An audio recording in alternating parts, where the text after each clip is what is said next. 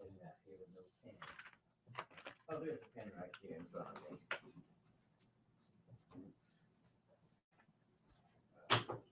Pen,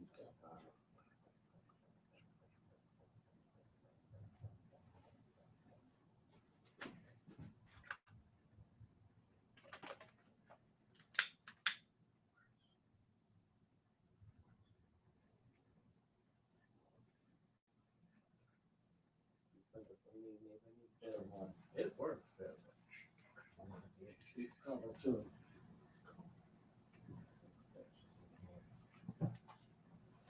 Prescription glasses.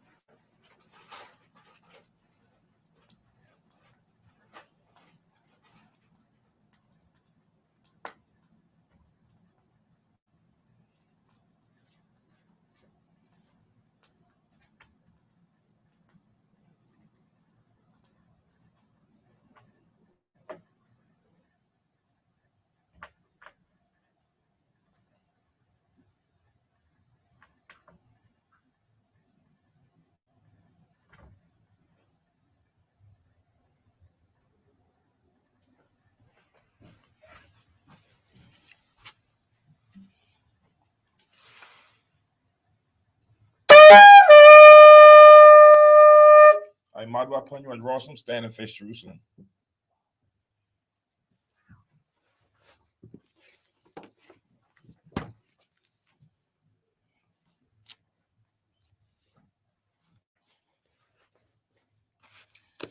The blessing of the feast of Purim. Barakatah Yahweh, Bahashem Yahweh Shai, Asherah, Nathalanawa, Chag, HaPawarim, Bashalawam, Thawada, Amen. Blessed are you, Yahweh, in the name of Yahweh Shai, that gives us the feast of Purim. In peace, thank you, so be it.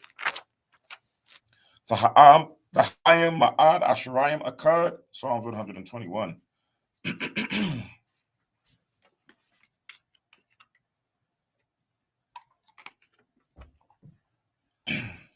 Anya Harayim Ayanyam Ya Oh Harayim Mayan Yabawa Isaiah Yabawa My Yahweh Shai Shamayim Waratiza La'an Yanathan Lamawat Regalia Yala'a Yanawam Shashamarka Hana La'a Yanawam Wala'a Yashan Shashuma Yasharala Yahweh Shemaya Yahweh Tazalia Ayam Yad Yam Yin Ya Yawamam Hashemash La'a Hakaya Wayarat La'a Balayala Yahweh Yashamaya Makal Ra Yashima Napasha Yahweh Yashima Hawalakia Wabawaya Ma'aitha Wa'aid Iwalam Basham Yahweh Shai Thawada Aman. Psalms 121, a song of degrees. I will lift up mine eyes into the hills, from whence cometh my help. My help cometh from the Lord, which made heaven and earth. He will not suffer thy foot to be moved. He that keepeth thee will not slumber. Behold, he that keepeth Israel shall neither slumber nor sleep. The Lord is thy keeper. The Lord is thy shade upon thy right hand. The sun shall not smite thee by day, nor the moon by night. The Lord shall preserve thee from all evil. He shall preserve thy soul. The Lord shall preserve thy going out and thy coming in from this time forth, and even forevermore. Amen. Amen. Shema Yasharallah, hear, O Israel. Shema Yasharallah, Yahweh, Allah Hayanawa, Yahweh, Akkad. Shema Yasharallah, Yahweh, Allah Hayanawa, Yahweh, Echad, Shema, Yasharallah, Yahweh, Allah Hayanawa, Yahweh, Echad. Deuteronomy 6:4. Hear, O Israel, the Lord our God is one Lord. Amen. Amen. Tapala Yahweh, the Lord's Prayer. Abi Yanawa, Shabbat Shemayim, Kodash, Hayah, Shamka, Yahweh, Malakwatka, Thaba'ah, Ratazawanka, Hayah, Aisha, Ba'aratiza, Ka, Bashamayim, Natalanawa, Lakam, Yowum, Za, Wasalaklanawa, Kababwathnawa, Kasalaknawa, Kababathanawa, Wala'a, Habiyanawa, O Nasayawan, Abo, Hawashanawa, Mara, Kaya, Laka, Hamalakwa, Waha'ala, Wathapara, La'aywalam, Aman. Luke chapter 11, verse 2. And he said unto them, when ye pray, say, Our Father which art in heaven, hallowed be thy name. Thy kingdom come, thy will be done, as in earth, so in heaven. Rather, as in heaven, so on earth. Give us day by day our daily bread. Forgive us our sins, for we also forgive everyone that is indebted to us. And lead us not into temptation, but deliver us from evil. Doxology. Thine is the kingdom and the power and the glory forever. Amen. Amen. Ha'aisha Ramataz, what the Ten Commandments?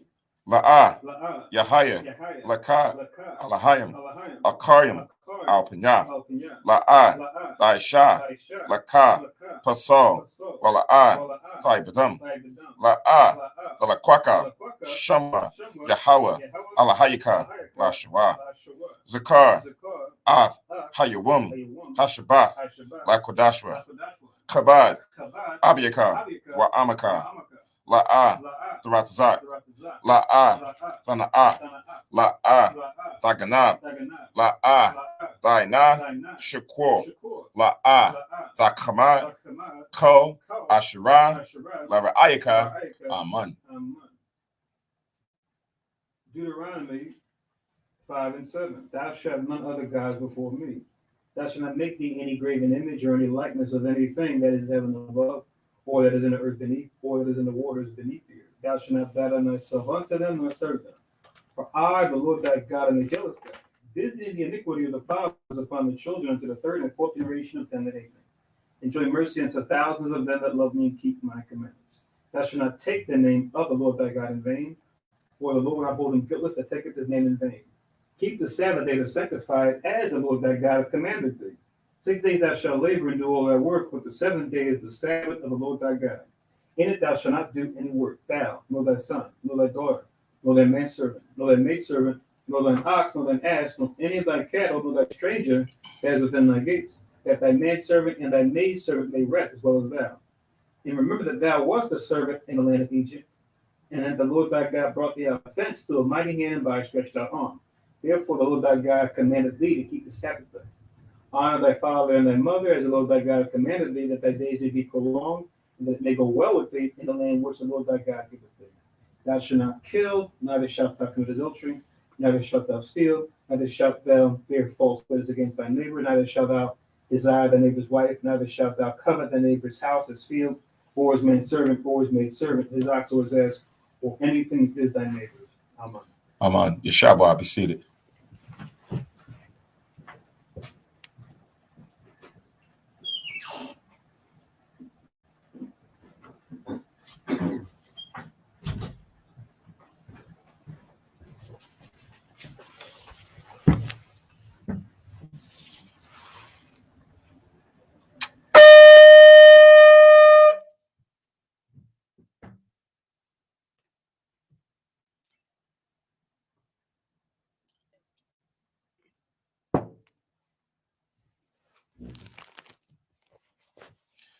Barakatha Yahweh, Ba'ashem Yahweh Shah, Asherah, Natalanawa, Parya, Hakapin, Thawada Aman, La Yahweh, Ba'ashem Yahweh Shah, Ath, Yasha Allah.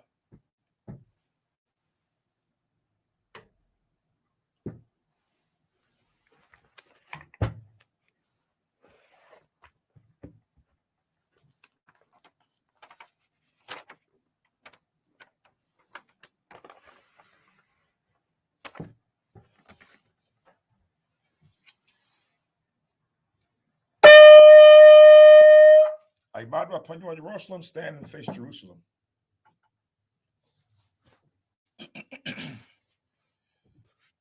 Barakatha Yahweh, Hagadol, Rakawam, Abiyar, Wanava'ah, Aliyawan, Malak, Sho, Shemayim, Wa'arataza, Wako, Jabayim, Kayayim, Wagam, Hamashiyat, Mayahawa, Adawanawa, Ahabnawa, Apalah, Yawaitiza, Yahweh Shai, Zukoranawa, Yahweh, Barataza 1, Anka, Yasha'Allah, Izanawa, Bana, Wasap, Yasha'Allah, O, Nanawa, Yum Yun, Aitha, Kayawumim, Makwadam, Baba Kusha, Shalat, Mayaka'Allah, Wahatazwadat, Alahayim, La, Maganawa, Rapanawa, Washamar, Alnawa, Ba'ikwa, Shalat, Haroka, Sho, Yahweh Shai,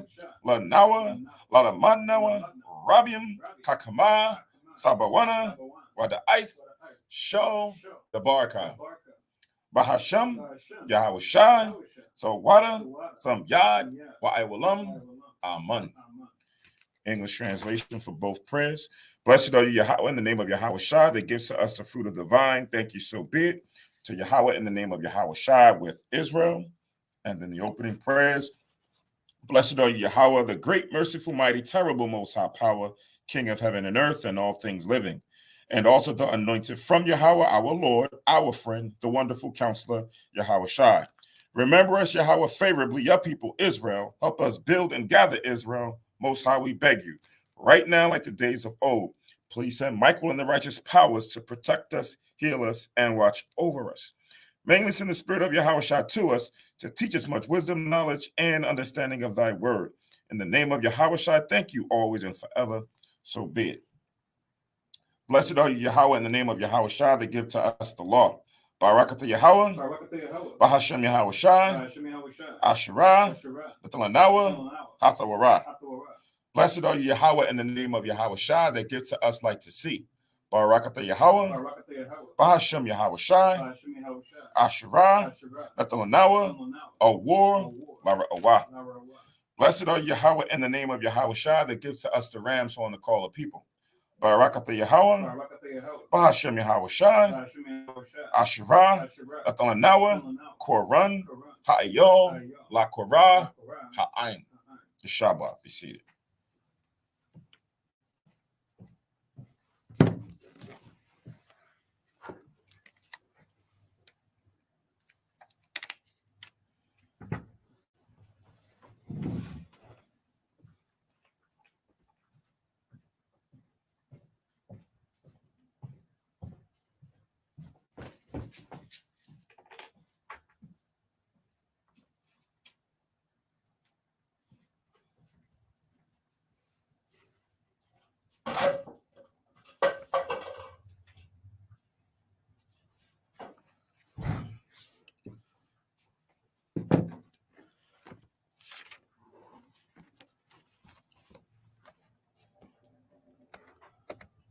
All right, Shalom, Shalom.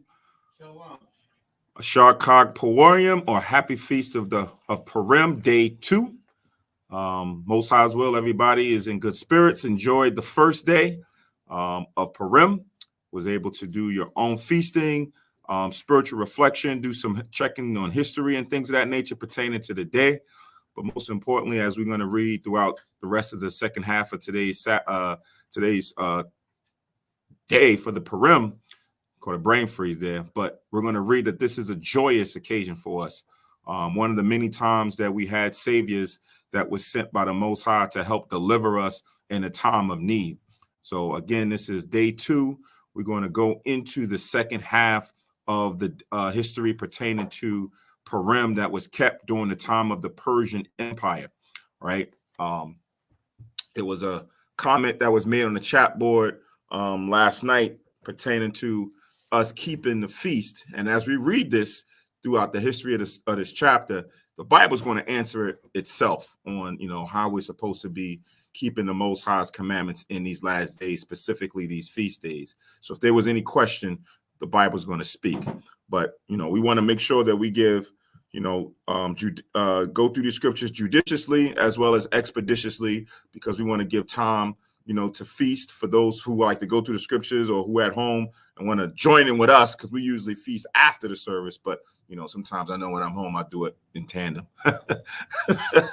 But we do want to leave some time to enjoy and fellowship afterwards, being that it is a weeknight. All right. So we're gonna dive right into this thing. We're gonna start off in the Apocrypha, right? So the last piece where Kahan left off last night was where the decree went out through King Ahasuerus, but it was really Haman who wrote this decree to kind of bash the name of the Jews, the so-called, the Israelites, so-called Negroes, West Indians, that was there during that time, during the Persian Empire. Israel was there and we were in captivity, and they kind of slandered us, right? They kind of made us, look away, like how they do in these last days. We're always giving a byword or a proverb about how we are, because we're not like everybody else. So because Haman saw that Mordecai would not want to bow in front of him, his pride got raised in him, and he conspired to not come and put this decree under King Ahasuerus' name to say that the Jews should be killed, right? So they cast lots on the time that they were going to go and come and kill us. And that was a significant thing for them to do that it's going to come back on their head. So now this decree is going out, and all the Jews in Israel right now is scrambling. They kind of thrown on sackcloth. We're kind of not, we're in the straight. We don't know what's going on because we are captives in the Persian Empire. So we are one of those, inferior nations according to power and authority. And now here we have it where the rulers have now set it up where we can be murdered, right? So we're going to go into Esther in the Apocrypha. We're going to go to the 13th chapter, but we're going to pick up from the 8th verse where Mordecai is about to do his prayer. And then following that, we're going to see the prayer of Queen Esther, or Hadassah, which is her real name in the Hebrew. We're going to read that, and then we're going to go back into the Bible. So this is Esther chapter 13 and verse 8.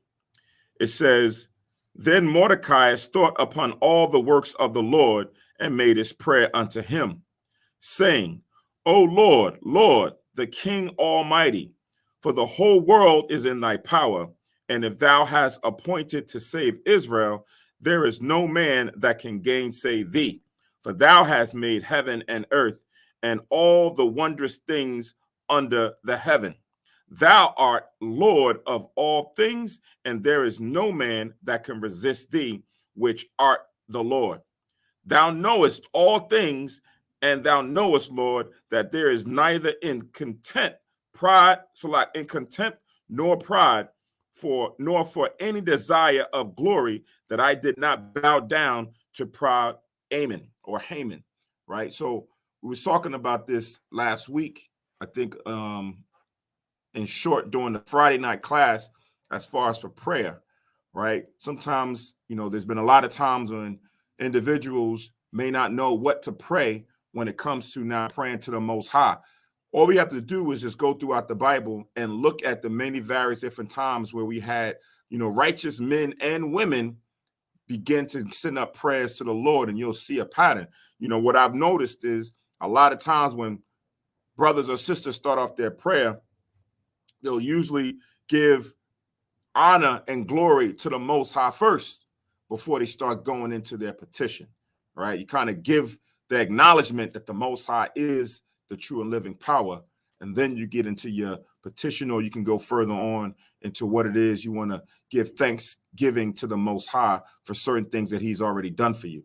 So that's what Mordecai did here. He gave him his credit. He gave him his just due. And then he let him know that, listen, I didn't do this for my own vainglory, right? I didn't have any pride in me to say that, oh, I'm better than him or anything like that. It had nothing to do with that, right?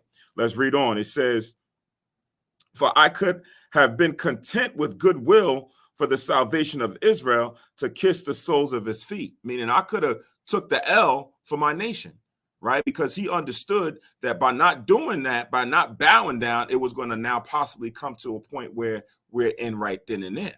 He said, I could have kissed the soles of his feet for the betterment of the whole nation, right? It says, but I did this that I might not prefer the glory of man above the glory of God. Neither will I worship any but thee, O power, neither will I do it in pride. So it's not of his own volition. This is now to say, I don't want to bow down in front of a man to give him that much credit over you, Most High, right? I could have fell on my sword. I could have just gave it up and said, you know what? I'm going to do it for the sacrifice of the will of people.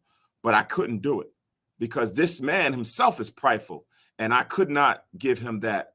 I could not give him that, right? So it wasn't something that I was looking for my own vainglory to be puffed up in myself, because you have it where sometimes brothers will do that. You read about that in the books of the Maccabees, where you had some individuals who went out for vainglory, and because of that vainglory, the Most High had them fall to their own ruin.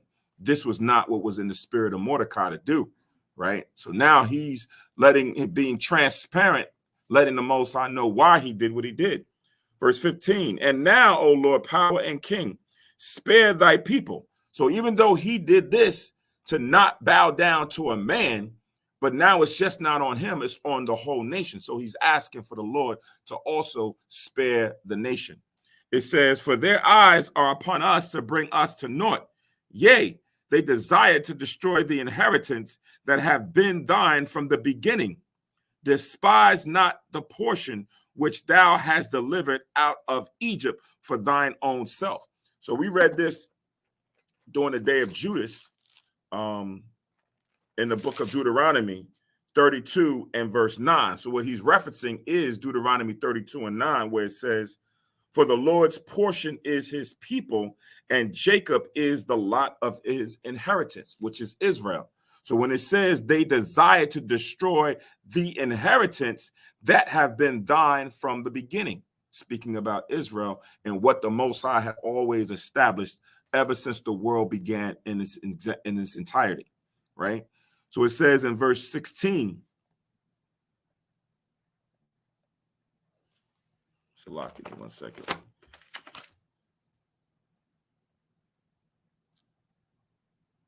So verse 16 says, despise not the portion which thou hast delivered out of Egypt for thine own self.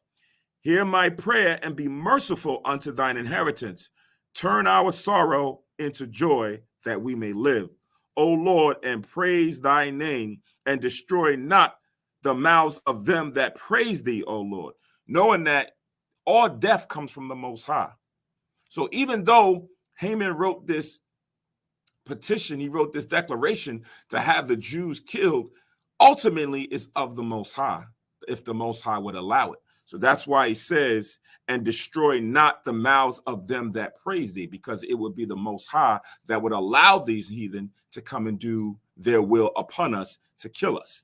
It says, verse 18, all Israel in like manner cried most earnestly unto the Lord, because their death was before their eyes. So everybody was praying to the Most High in their own fashion, right? We get a glimpse of what Mordecai prayed to the Most High, right? Now, how do we even get Mordecai's prayer, right? How do we know what he prayed? If he's now praying between the Most High and himself, how do we even have this record, right? This is how we know that these words is not of man. It's had to have come from the Most High through an angel to now tell us what to write down. This is what we read when you get into Esdras, how the Most High gave him the spirit to write down and record these things, right? Whole list, go to Jeremiah, the 30th chapter, because this is a prayer. If I do a prayer between me and the Most High, how would Kahan know? Or how would this person know, right? So go to Jeremiah chapter 30 and verse 1.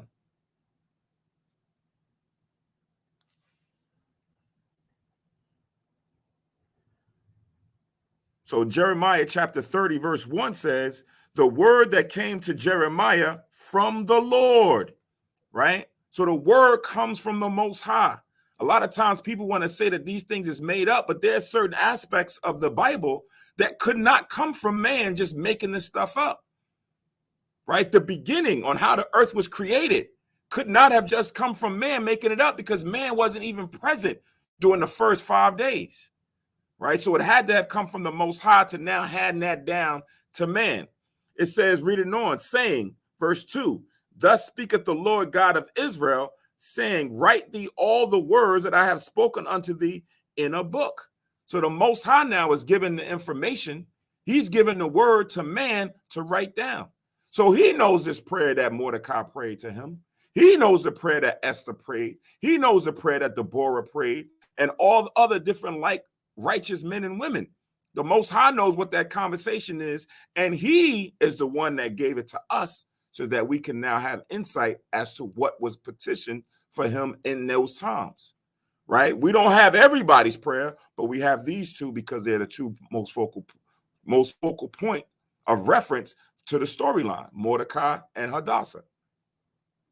All right. I just read Jeremiah chapter 30, verses 1 and 2. That goes with the prayer. Is in general the whole thing, because it was a prayer that Mordecai just gave. We're in the Apocrypha, the 13th chapter. We just read verses 8 to 18.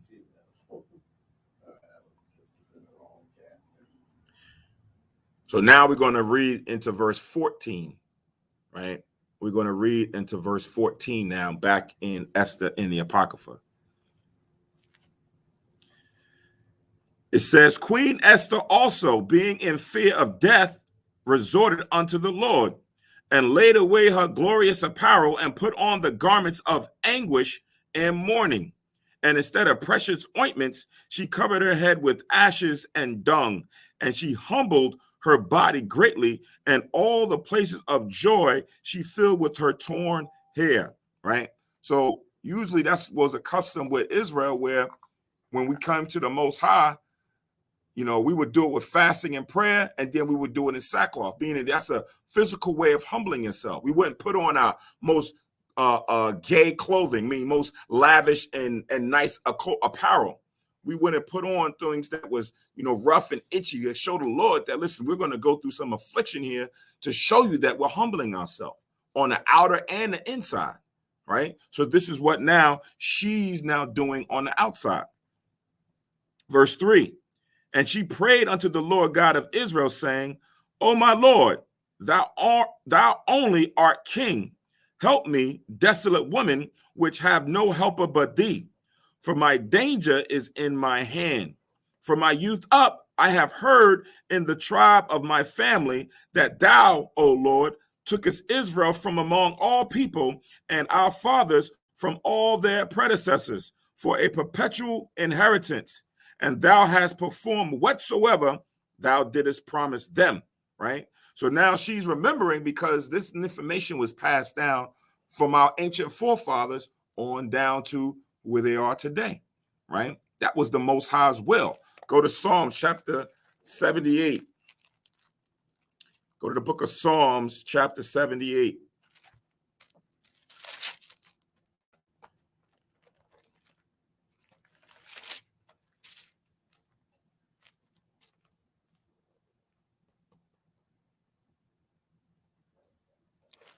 So Psalm 78 and verse 5 says, For he established a testimony in Jacob and appointed a law in Israel, which he commanded our fathers that they should make them known to their children, that the generation to come might know them, even the children which should be born, who should arise and declare them to their children, that they might set their hope in God and not forget the works of God, but keep his commandments. So that's what now, here it is, Hadassah, or Queen Esther, is now also doing.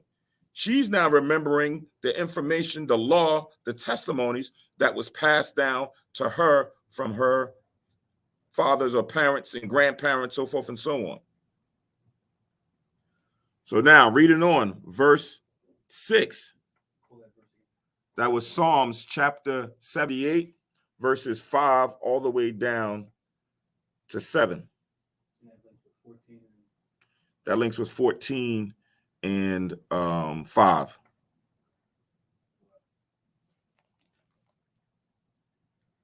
It says in verse 6 now, and now we have sinned before thee.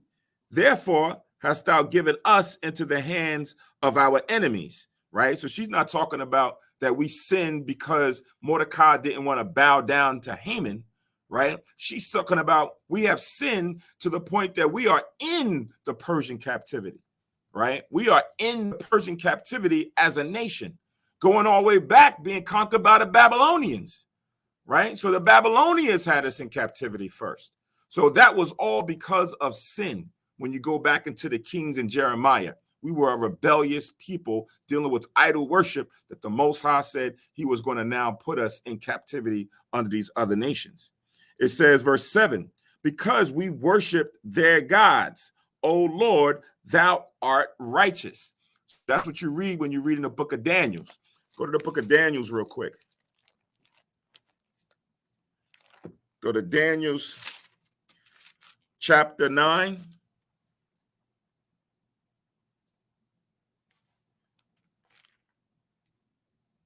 And verse 7. So this is again what she's referencing. Daniel chapter 9, verse 7 says, O Lord, righteousness belongeth unto thee, but unto us confusion of faces as it is as at this day, to the men of Judah and to the inhabitants of Jerusalem, and unto all Israel that are near and that are far off, through all the countries whither thou hast driven them, because of their trespass that they have trespassed against thee, right? So when you go into the scriptures, the Bible lets you know that those that was there near, those that was afar off, and those that was scattered throughout all countries. So Israel was now scattered throughout all varieties of different countries. So Kahan was just talking about, the whole thing where people try to, only say that, no, we was only this group of people. Only this group of people were the ones that was enslaved. Only this group of people are the ones that now fulfilled, being Negroes, or doing the ones that came into captivity. But the Bible always spoke about far, near, and throughout the four corners of the earth. We was in this type spirit, right? Where we didn't keep the Most High's law. So wherever we was at, the Most High said he was going to bring captivity and judgment upon us. All right. So now let's go back. That was Daniel 9 and 7. And now we are at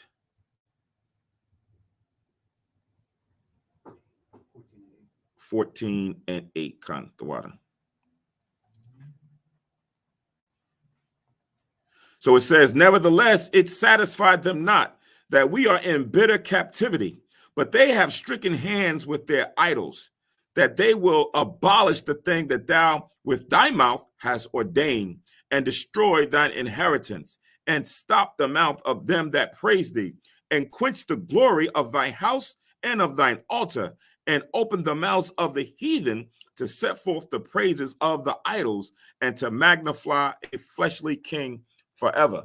So even though we are held captive in Persia and throughout all provinces of Shushan and different areas, these heathen are looking to now destroy your inheritance and raise up a false god, raise up man to be king, right? And to stop the mouths of those who praise you, right? I know we messing up. I know we've messed up, Most High, but still have some mercy and compassion on us, because right now we've acknowledged our offense. We are now coming to you on bended knee and asking for you to come and save us, right? It says in verse 11, O Lord, give not the scepter unto them that be nothing, and let them not laugh at our fall, right? So here's a thing. Here's another scripture that links with 2nd Esdras, where it talks about the nations as they are nothing. They're like a drop in a bucket. Even Esther, Hadassah, knew that the nations, the Persians, the Edomites, all of them that was there were nothing, right? We regard everyone else as being something. We try to make them equal. All the time, we try to make everybody equal with us. When we see how special our people we are, even at our lowest, even in captivity, we're special people unto the Most High. No one can compare. So even in the captivity of the Persians, she knew that we was a great people, even at the bottom, right? Read it again, verse 11. O Lord, give not the scepter or the rulership unto them, or the glory that be nothing. And let them not laugh at our fall, but turn their device upon themselves, and make him an example that have begun this against us, right? So that's Galatians 6 and 7. right? For whatsoever man soweth, that shall he also reap. So this is the prayer. Whatever device they are planning to put upon us, have that turned back on their own head, right? That's what Esther is asking for right now. Reading on.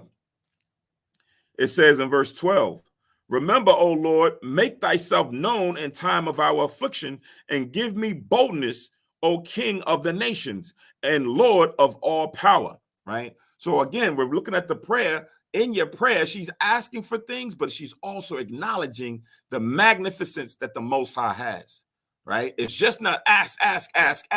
It's also giving him his glory and his honor and his just due. So it says, remember, O Lord, make thyself known in time of our affliction. That's what we're going to be asking for as well.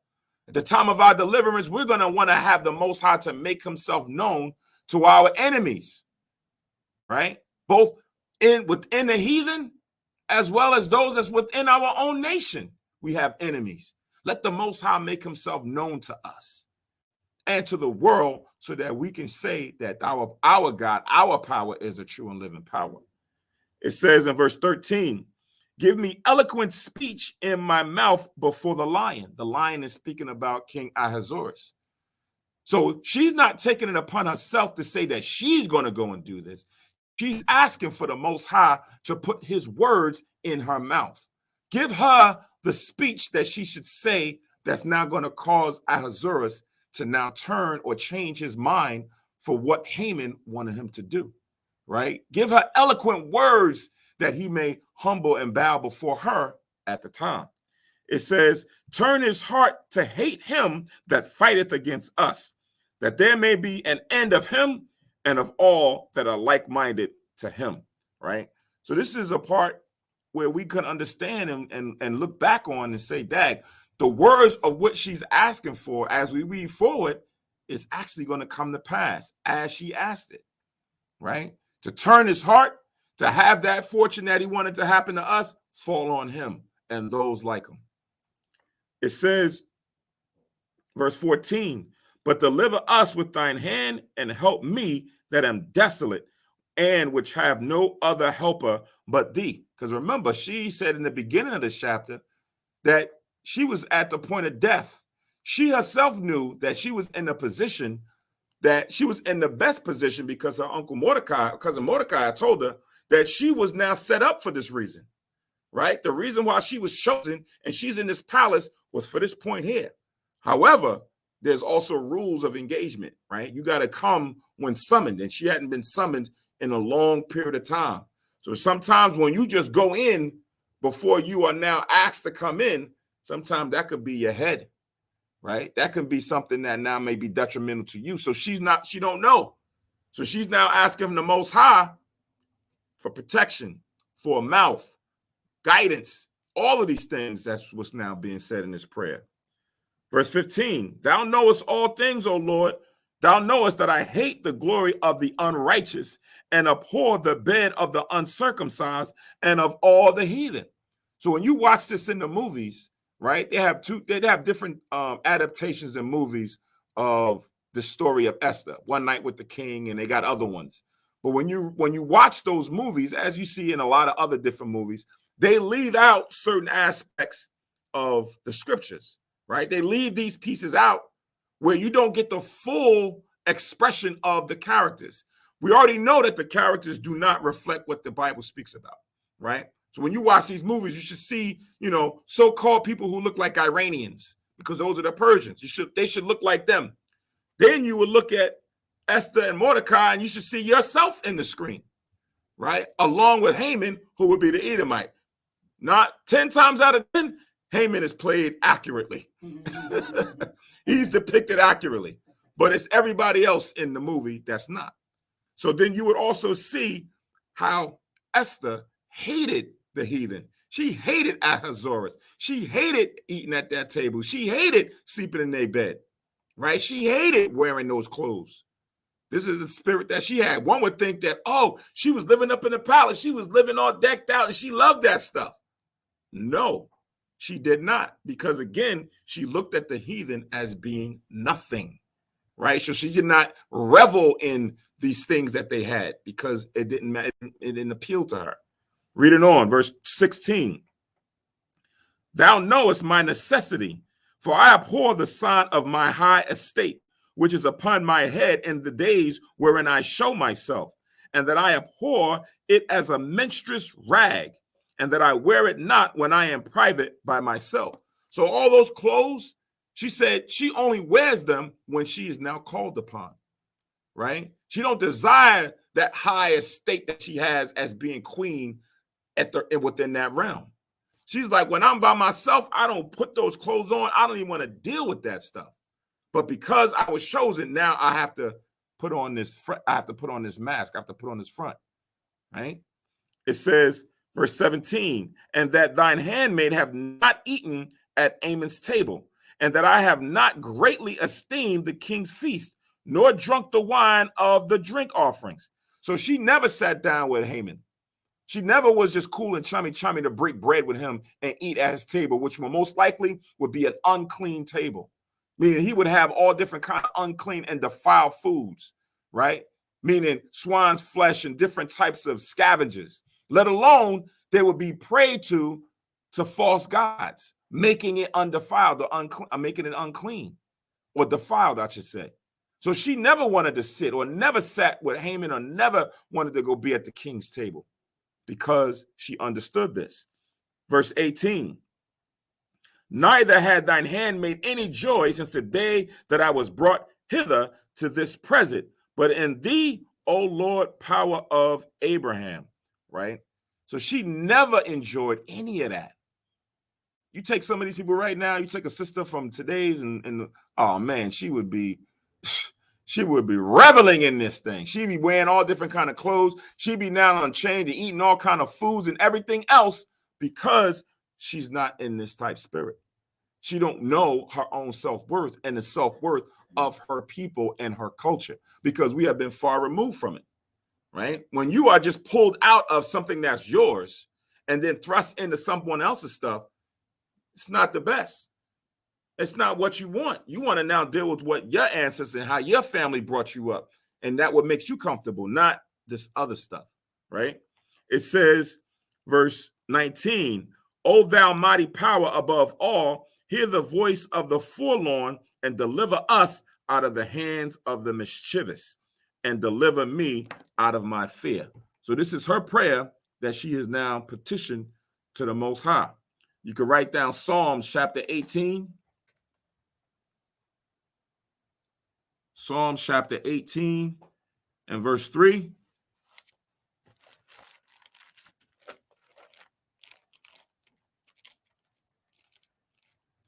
And then also Psalm 55. So Psalms 18 and 3 says, I will call upon the Lord who is worthy to be praised. So shall I be saved from my enemies. So this is what David prayed before. And this is the same type thing that Esther is doing, that Mordecai is doing, that all of them at that point in time was doing. Calling upon the Lord, giving him his praise, because he is the one that's going to be able to save us from our enemies. Also, chapter 55 and verse 16. It says, as for me, I will call upon God, and the Lord shall save me, right? Because we are the ones that need to be saved from our enemies in these last days. The first thing is to save yourself from yourself. Man, that old man that's dwelling within you, that's what you got to save yourself from. That's what St. John 8:32 is about, right?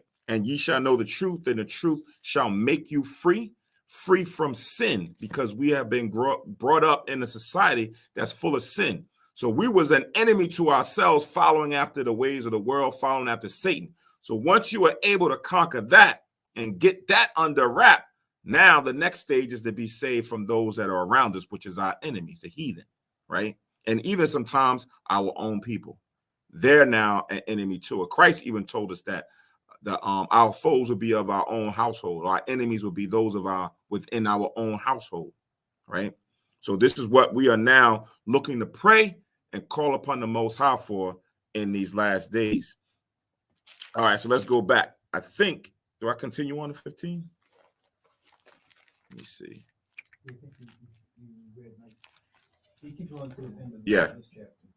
Before you do though, can I link Ezekiel 14? Ezekiel 14. Verse 14 and also verse 20. Come. Link that also with verse 19. And I'll read them real quick. Come. Ezekiel 14 and verse 14. So these three men, Noah, Daniel, and Job, were in it. They should deliver but their own souls by their righteousness, said the Lord God. Mm-hmm. Verse 20.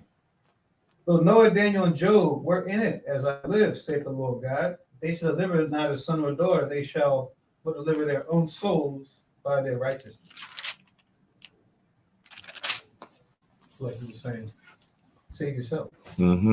You said Ezekiel 14, 19, 20? Verses 14 and verse 20. Oh, verses. You said Ezekiel 19. No. Ezekiel 14, verses 14 and also verse 20. Oh. So Ezekiel 14, 14, and Ezekiel 14, 20.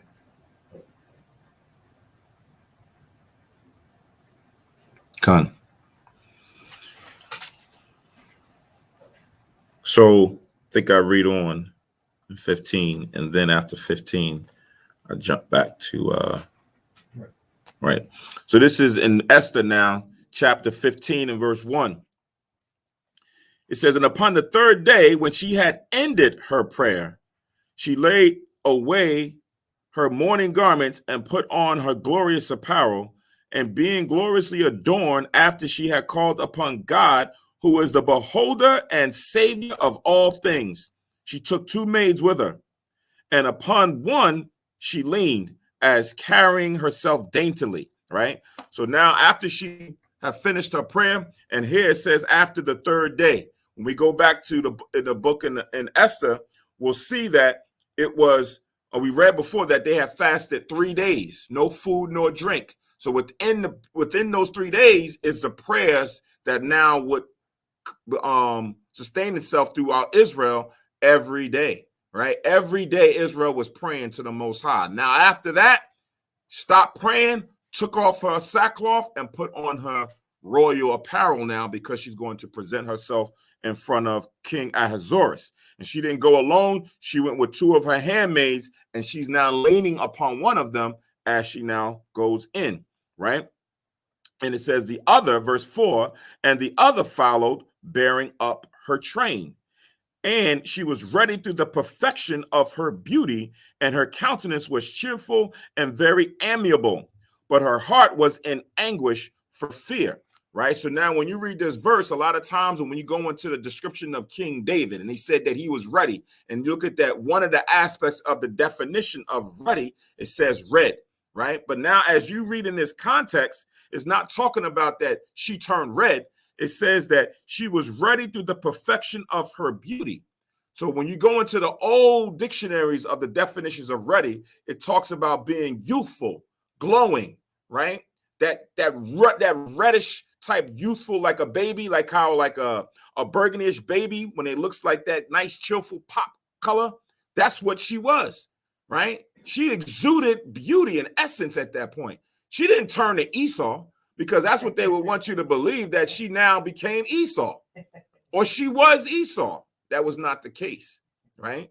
And read it again. It says, and she was ready through the perfection of her beauty, and her countenance was cheerful and very amiable, but her heart was in anguish for fear. So on the outside, she put on a mask of showing, hey, you know, I got to present myself that I'm looking, you know, happy to come in and see the king.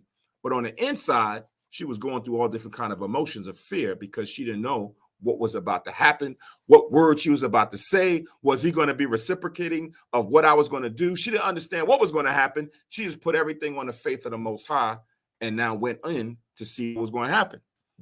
So it says in verse 6, then having passed through all the doors, she stood before the king, who sat upon his royal throne and was clothed with all his robes of majesty, all glittering with gold and precious stones, and he was very dreadful, right?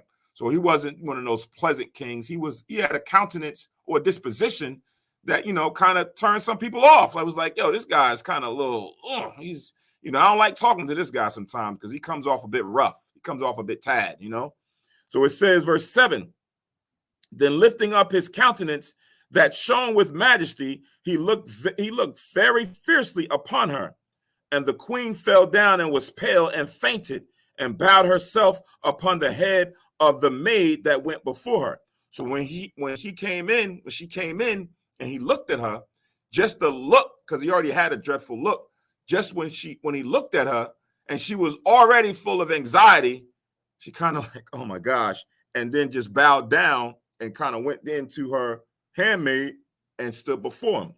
Verse 8, then God changed the spirit of the king into mildness, who in a fear leaped from his throne and took her in his arms, till she came to herself again and comforted her with loving words and said unto her. So in Jeremiah chapter 15, we always quote it, right? Jeremiah chapter 15, verse 11, it says, the Lord said, verily it shall be well with thy remnant. Verily, I will cause the enemy to entreat thee well in the time of evil and in the time of affliction. So that's what we was in. We was in a time of evil. The declaration already went out to go and kill the Jews, right? We was in a time of evil and affliction, and she was in a situation where it's normally not to be done. You're not supposed to go in uncalled or unsummoned, and that's what she did. So now when this happened, he had this spirit on him, and then the Most High, like that, changed that spirit, and then he had compassion on her, right? So that's a sign. When we read things like this, it's a testimony. We got to believe that even like she, at one point, she thought it was going to be one way, and like that, the Most High altered and changed the spirit. And it may not even be something that as dramatic as we're reading it, because sometimes we can't see inside of a person's spirit what his or her intentions were in the beginning. We may just see that, they just seem like a nice individual. And that's where you get people who say, well, everybody's not like that. You got some good ones out there. How do you know that the Most High has not made them that way for your own benefit? And if the Lord didn't do that, we would be in a worse situation. Remember, we're starting to come out of our captivity. In the book of Lamentations, the Lord says that our punishment has been accomplished. So the Lord is now beginning to change some of these things. But sometimes we just get so blinded and see, no, look what he did. He fed him. He's nice. He should get salvation too. Right? Everybody now should now be allowed in. Like, we are so short-minded. Like, we just forget, like 50 years ago. We forget, not even years ago, because these things are still happening day by day, right? But we forget 2020. We forget last week. We forget last month, because things is always popping up. That's happening, right? As far as for all these events and how we are being killed and murdered in different states, sometimes it just doesn't make the news, but it happens. So when we see an act of kindness, like you read in the gospel, when Yahushua goes into the parable of the Good Samaritan, we like, look, if the Good Samaritan was here, man, he would probably go in front of us. Israel would probably want to have him in front of them going into the kingdom. But like Esther said, these people are nothing. The Most High is the one that changed the spirit to allow Ahasuerus to now show favor unto her. So reading on, it says in verse 9, Esther, what is the matter? I am thy brother, be of good cheer. Thou shalt not die, though our commandment be general, come near. So listen, don't be upset. Ain't nothing gonna happen to you. Though we put that out there, it's nothing. Don't worry about it. Come, let me hear what you got to say, right? It says, and so he held up his golden scepter and laid it upon her neck and embraced her and said, speak unto me. Then she said unto him, I saw thee, my Lord, as an angel of God, and my heart was troubled for fear of thy majesty. Right? So remember, now these are the words that the Most High, she prayed for words that the Most High could use with her on how to change his heart. So sometimes when you read this, you got to be wise as a serpent, harmless as a dove, right? this person was now going to be like the messenger of the Most High. People look at him like, oh, man, he lifting up this heathen, man. They're lifting up King Ahasuerus like he's actually like Gabriel or Michael or Uriel. But you got to look at sometimes in context, right? An angel is what? A messenger, right? So now let this guy be the messenger of the Most High to come deliver his people. Right? The same way when you read in the Bible, it talks about Cyrus the king is an anointed from the Most High, right? He was chosen or selected from the Most High to allow Israel to go back into Jerusalem and to rebuild. Some people get thrown off. They're like, oh, look, you guys are not the only chosen or anointed. Cyrus, he's a heathen. He's a Persian. He was chosen by the Most High. Yeah, for that purpose, right? He was chosen for that purpose to allow Israel to come back in during the time of their captivity to rebuild and to build back up the temple that got destroyed. So here, when it's talking about she calling him an angel of God, it's not that he's like Michael or Uriel or Raphael or Gabriel or any of the other three archangels or any of the other host of heaven. He's now going to be that one that's going to allow us to be delivered. He's going to be the messenger that the Most High is going to use to now deliver a new petition to say that y'all can't touch Israel. I'm going to read that again. It says in verse 13, then she said unto him, I saw thee, my Lord, as an angel of God, and my heart was troubled for fear of thy majesty. For wonderful art thou, Lord, and thy countenance is full of grace. And as she was speaking, she fell down for faintness, right? It says, then the king was troubled, and all his servants comforted her, right? So now she's putting on, that whole charade of, giving him his props and then acting as if, she's about to pass out and she's, she can't. It's something that you need to do. I forget where it is in Kings, where King David, when he was in front of the heathen king, or he was in front of the heathen, and he acted as if he was like was foaming at the mouth, acting like he was a derelict, right? He put on a show for the situation at hand, right? Exactly. So now sometimes you got to do that in front of the heathen. Sometimes when you go to work, you put on your work face. You put on your work spirit. Put on your work voice, right?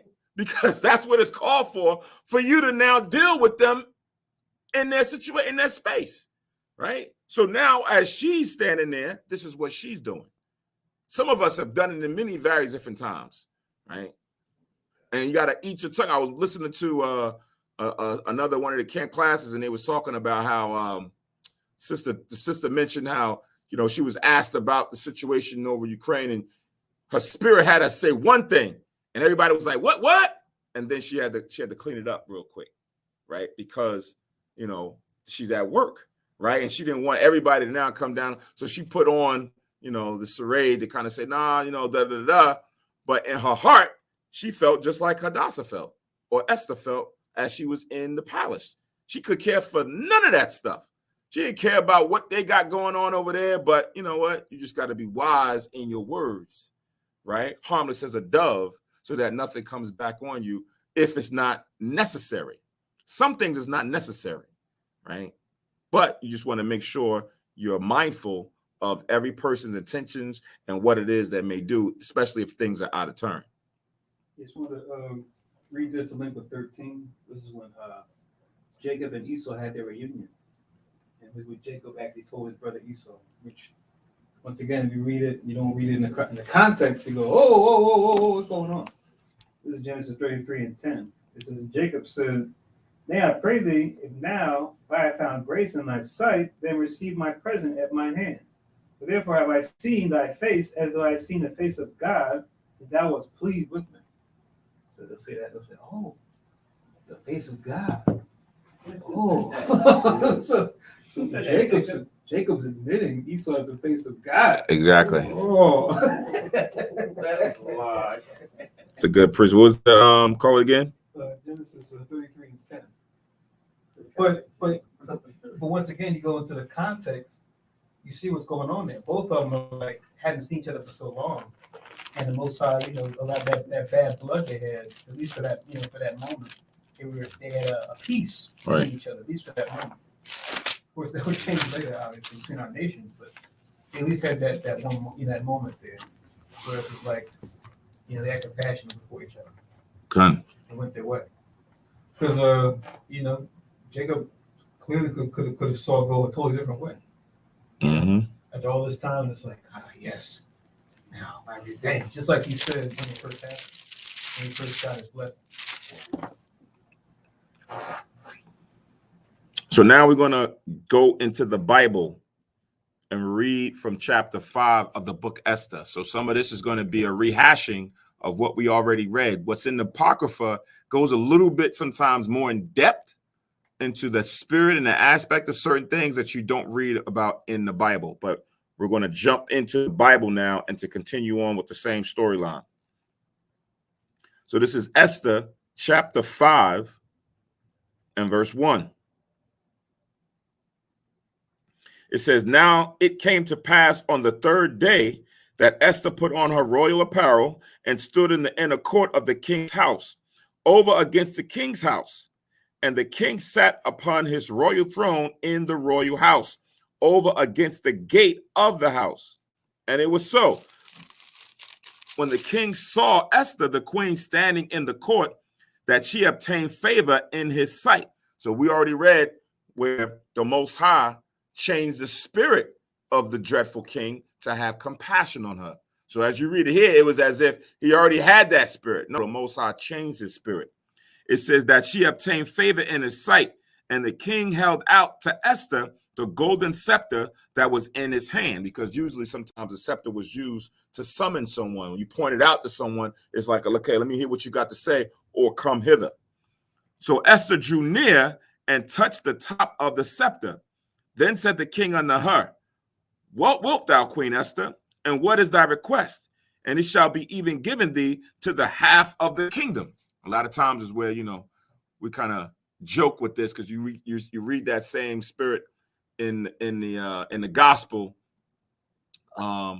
where the king at that time, who was it John the Baptist was speaking to? I forget his name, but when it came time to hear what his wife or his stepdaughter wanted to have, it was like, yeah, I'll give whatever you want, even to the half of the kingdom, right? And I think this is where we always joke about how, when it comes to divorce, this is where, it's like, yeah, the woman's going to get half of everything that you owned, right? And then you got to go to court and go through litigation and say, nah, I had this before I was with her, and she didn't know nothing about that. And, I put this in a trust, all that stuff. But here, Ahasuerus is now in expression of saying whatever it is as if I give you the half. Sometimes expressions are taken literal, right? And this is an expression that he's asking.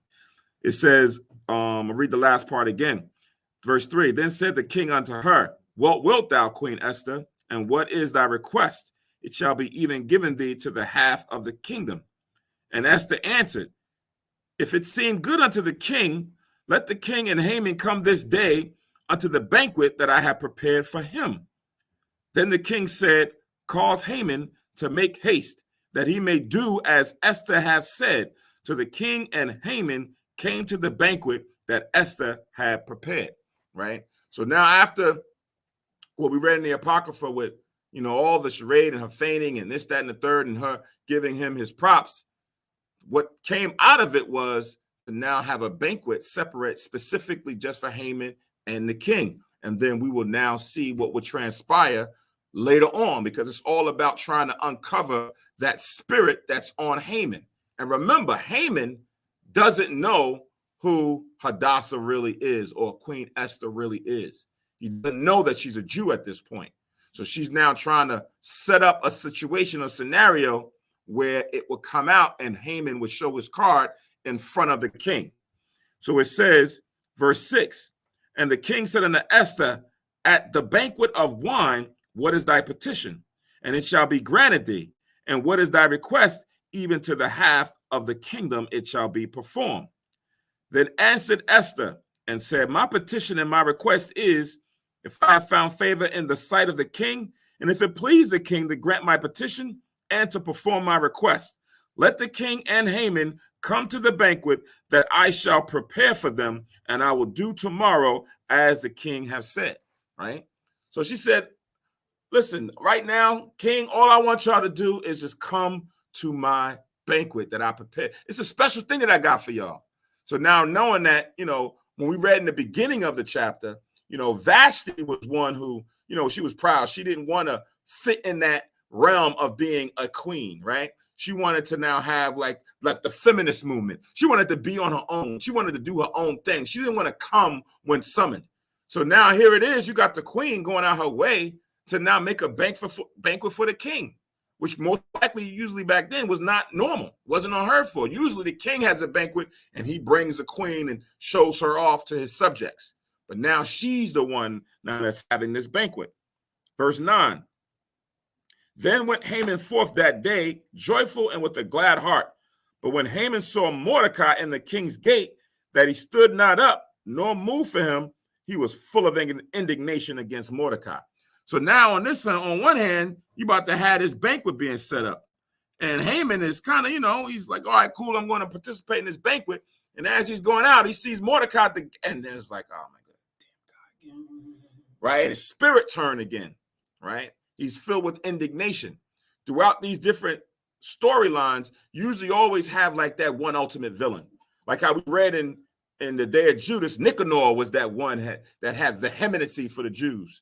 In this storyline, it's Haman that has that disdain for the Jews, right? So reading verse 9 again. Then went Haman forth that day, joyful and with a glad heart. But when Haman saw Mordecai in the king's gate, that he stood not up, nor moved for him, he was full of indignation against Mordecai. Because as he's walking by, everybody else is standing up. And as they're standing up, Mordecai just sitting there. Right? And he's like, this guy here, man. Verse 10.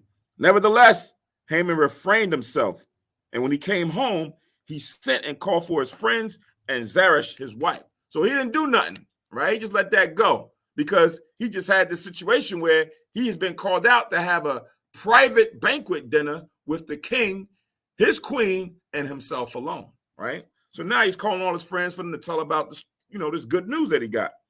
Verse 11, and Haman told them of the glory of his riches and the multitude of his children and all the things wherein the king had promoted him and how he had advanced him above the princes and servants of the king.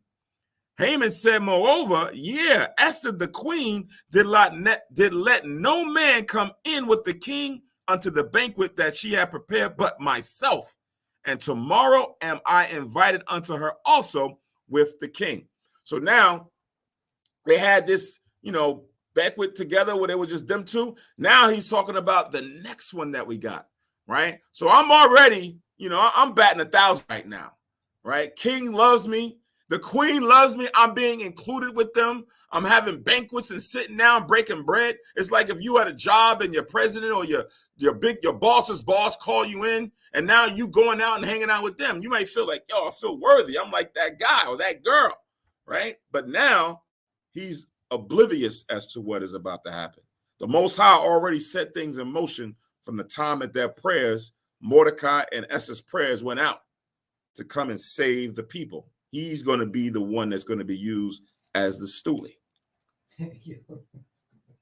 No, laughing because I'm thinking about that song. Ian My Test has Carly Simon. You're so vain. You probably think the song is about you. Very old. That's his song, right? Yeah. But, that was a very old song. Because he probably feels like special. He probably feels special, like, wow, the queen is invited just me, Right. the king and me, just the two of us. Right. And he don't realize it's about you, all right? But not the way you think. Come on. So it says in verse 13, yet all this availeth me nothing, so long as I see Mordecai the Jew sitting at the king's gate. So he like all of this stuff that I just did with the king. I don't care about that realistically.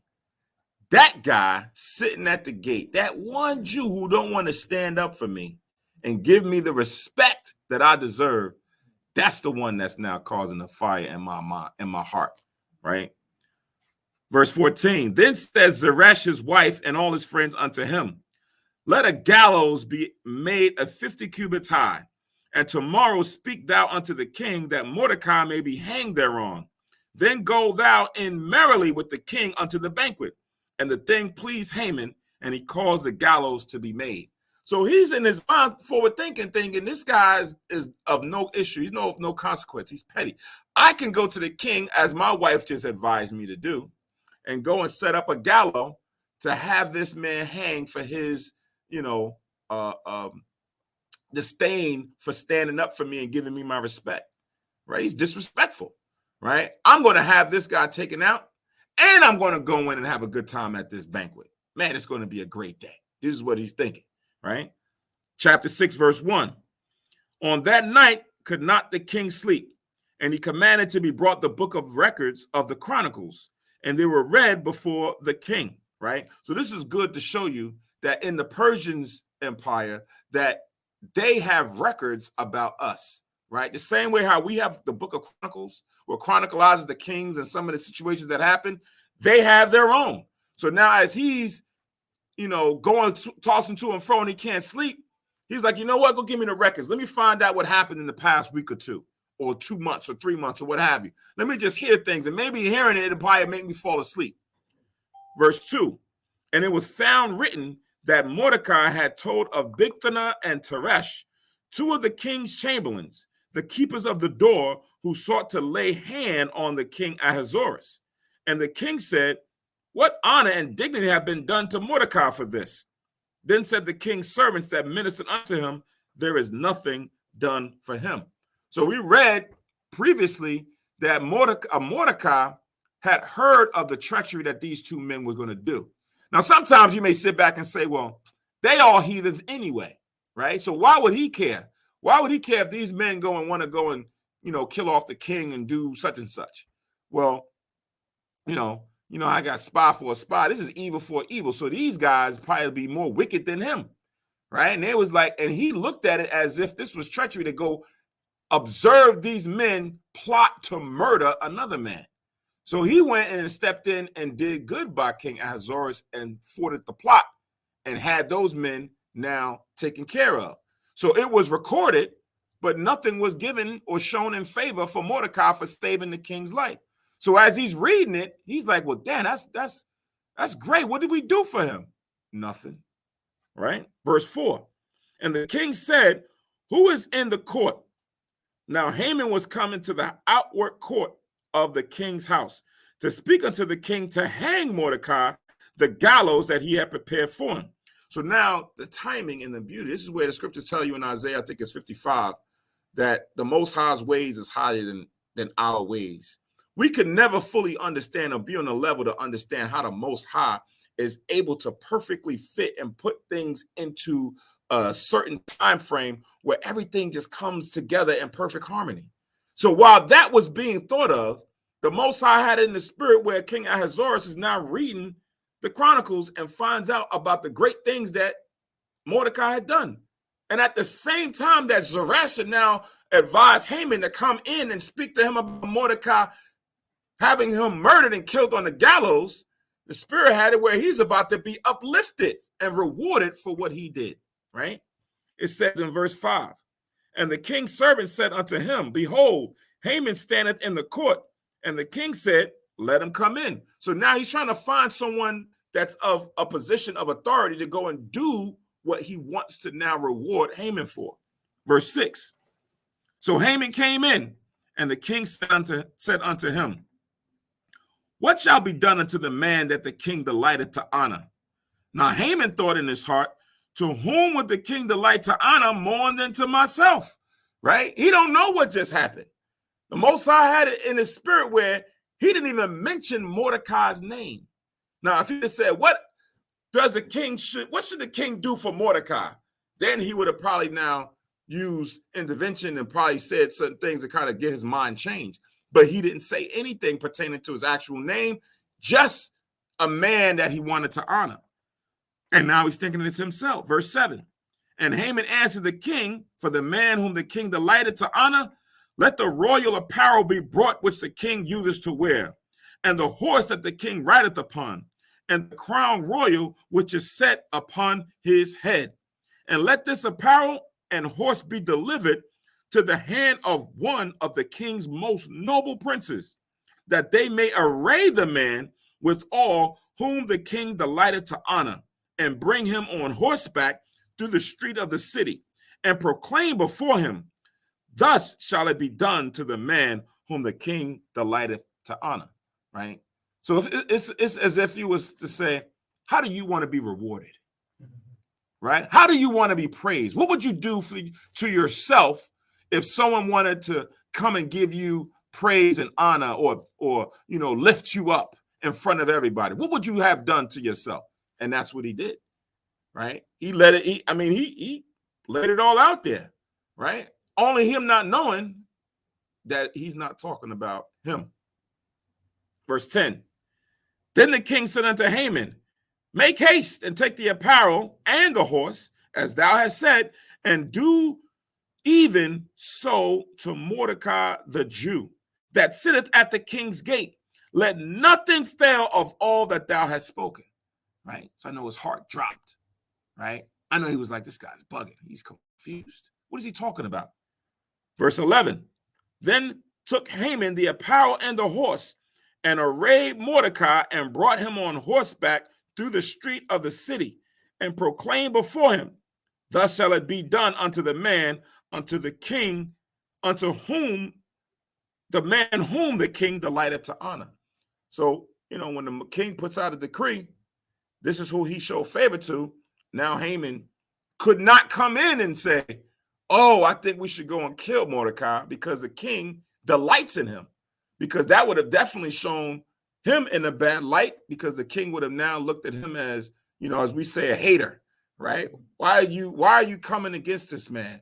This man saved my life, and you want to have him murdered? This is how you reward a man that saves a king's life? So he had to hold his tongue and not say anything. Verse 12. And Mordecai came again to the king's gate, but Haman hasted to his house mourning and having his head covered. So after this was done, and now imagine the hate that he already had for Mordecai because he didn't show him any respect. He didn't bow down before him. Now that same individual, you got to go and honor and put on a horse, and you got to be the one that's going to lead him through the city. You got to be the one that's going to now give him, and have everybody throw roses and do all these different things to, while you standing there beneath him, right? Is it in Ecclesiastes? This was the real Ecclesiastes, right? Flipped. Ecclesiastes, I think it's chapter 7 or chapter 10. Ecclesiastes chapter 10, verse 7, right? Ecclesiastes chapter 10, verse 7 says, I have seen servants upon horses and princes walking as servants upon the earth, right? So in most cases, you'll see the heathen, those who are the Lord counted as nothing, they're the ones who are on horses or in the position of authority, where the princes themselves, who we are, that's what the word Israel means, prince of the Most High God, Yashar, Shar meaning prince of the Most High God. We're the ones that's in a servitude position walking upon the earth. Like in that movie Django, when he came through on the horse and all the Edomites was looking at him like, what the heck is this doing on a horse? Because that was the norm. So that's what was seen in the vision, where you have servants upon horses. But in this case, for that moment, the Most High had it where the prince was riding on the horse and the servant was the one walking upon the earth, right? To give you the true glimpse of what it's supposed to be, right? So that was Ecclesiastes chapter 10, verse 7. To link with 6 and 11. But now in verse 12, after this was done and Mordecai goes back to his post, Haman ran home to his wife, mourning and crying because what just happened, right? It says in verse 13, and Haman told Zeresh, his wife, and all his friends everything that had befallen him. Then said his wise men and Zeresh his wife unto him, if Mordecai be of the seed of the Jews, but from whom thou hast begun to fall, thou shalt not prevail against him, but shall surely fall before him. So if this is the guy who the king just lifted up, and now you are the one who is in opposition to him, and he be the Jew, and that declaration, there's nothing you can do, man. You're not gonna win this one. You got to change your thinking, right? Verse 14. And while they were yet talking with him, came the king's chamberlains and hastened to bring Haman unto the banquet that Esther had prepared. So before he could even strategize what to do, now you're being taken out and you got to go in and present yourself before the king and Esther for this banquet. Chapter 7, verse 1. Before you go there, to link with 6 and 13. Come. Judah chapter 11 and verse 10. Judah chapter 11 and verse 10 for verse 13. Yeah. I'll just read it real quick. Come. Judah chapter 11 verse 10. This is an Ammonite who's part of Holofernes' army. He says this: therefore, Lord and governor, reject not his word, but lay it up in thine heart, for it is true. For our nation shall not be punished, neither can the sword prevail against them, except they sin against their God. Come. That's the same thing that you read in 2 Maccabees chapter 8. We read it during the service on Sunday. 2 Maccabees chapter 8. Make sure you link those two together. 2 Maccabees chapter 8 and verse, give me 1 second, 36. 8 chapter 36 verse. Come. Judith 11 and 10 and 2 Maccabees 8, 36. So now we at chapter 7, verse 1.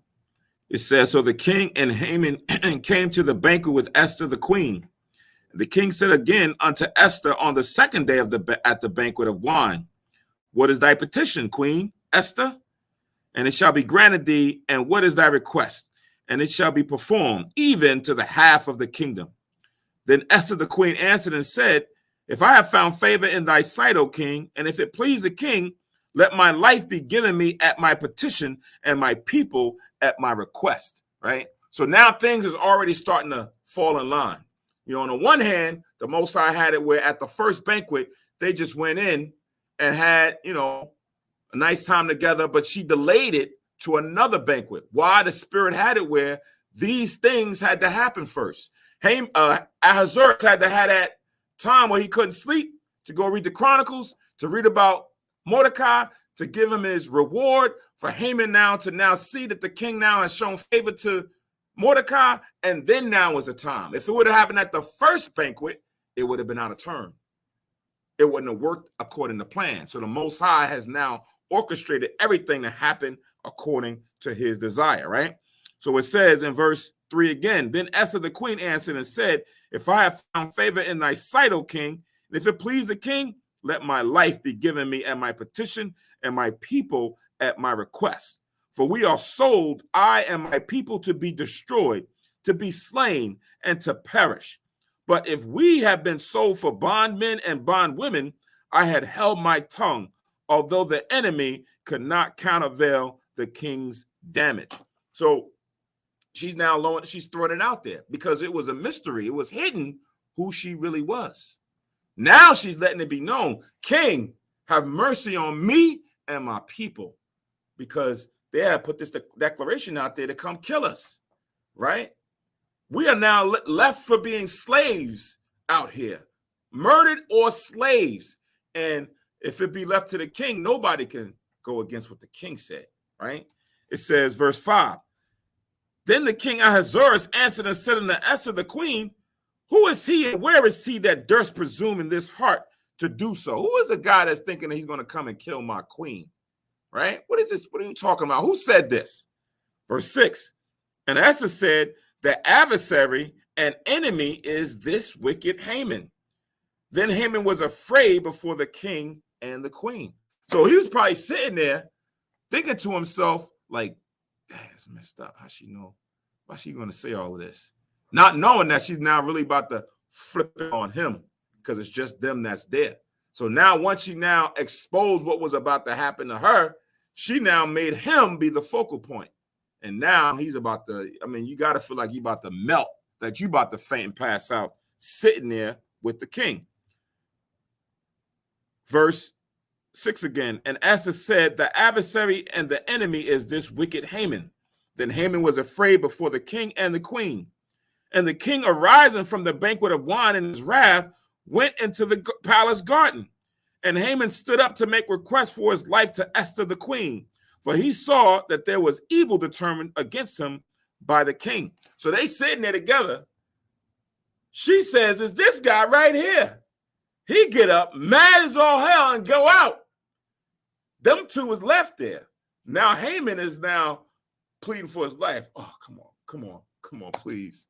Sis, you know how people start doing every night. You're your brother, your sister, your uncle, you know. Sis, please, come on. I didn't really mean it. I didn't mean nothing by it. I can change it. Come on, have mercy on me. This is what now is going on while the king stormed out. Because in his mind, his right-hand man is trying to kill his queen. The heck is going on? What did I allow in my realm? Verse 8. Then the king returned out of the palace garden into the place of the banquet of wine, and Haman was fallen upon the bed whereon Esther was. Then said the king, will he force the queen also before me in the house? No. What the heck is this? Right? Because now he's fallen out for mercy, but it's like, yo, this guy's in my queen. He's on my queen's bed. What the heck is this? This guy's trying to now play me for a fool. He disrespected me. He's trying to now get with my queen. The heck? That's like you going somewhere and you seeing, like, if you got, if a man has his wife and they're somewhere out at a banquet and there's a friend of hers, right? Could be a friend. You don't know him like that. And then all of a sudden he comes over, but he's a little bit too friendly, right? And you don't know their situation like that. And you come in and you look on the side like, yo, the heck is this guy? You know, he disrespecting my queen like this, man. He all over her, like, come on now, give us some space. So now you got to come over there. Everything all right? Like, you got to, like, everything all right? So you will feel disrespected. The king now feels disrespected, especially because he's the one that's looking to kill his wife. And now he's thinking he's coming to now take his wife, right? In those words. It says, reading on in verse 8, it says, as the word went out of the king's mouth, they covered Haman's face. So when he went out to do what? To get his people, right? He went out to go and get some of the men to come deal with Haman. So as they come back in, he see what Haman is doing, and he's like, yo, this guy's about to come on our wife. And before Haman could even say anything, because the king already gave the word most likely to say, yo, go get this guy. Before a word come out, put a thing over his head. Take this guy out. What'd you say? Finish him, right? Verse 9. And Harbonah, one of the chamberlains, said before the king, behold also the gallows 50 cubits high, which Haman had made for Mordecai, who had spoken good for the king, standeth in the house of Haman. Then the king said, hang him thereon, right? Galatians 6 and 7. For whatsoever man soweth, that shall he also reap, right? So now it came full circle. The same thing that he wanted to have Haman killed on, have Mordecai killed on, now Haman is going to be killed on his own device. It's going to be the same thing in these last days, right? The same thing that Esau wanted to have his enemies killed. Most High going to flip it right back on them. You just got to just wait for it, right? That's the patience of the faith of the saints. Verse 10. So they hanged Haman on the gallows that he had prepared for Mordecai. Then was the king's wrath pacified. So he's all right now. Get this guy out of my face, man. Take care of him. Kill him. Try to kill Esther. Try to destroy Mordecai. Oh, man. Right? And we have Hamans a lot of places at your job, in your neighborhood. It could be the landlord. You have a lot of them roaming around, right? Right, ain't not, but he's an Edomite, but you have him roaming around, that type spirit that's just always have a disdain for you and is trying to put stumbling blocks in front of you, right? Well, you have done them no harm or no wrong. They just don't like you for who you are.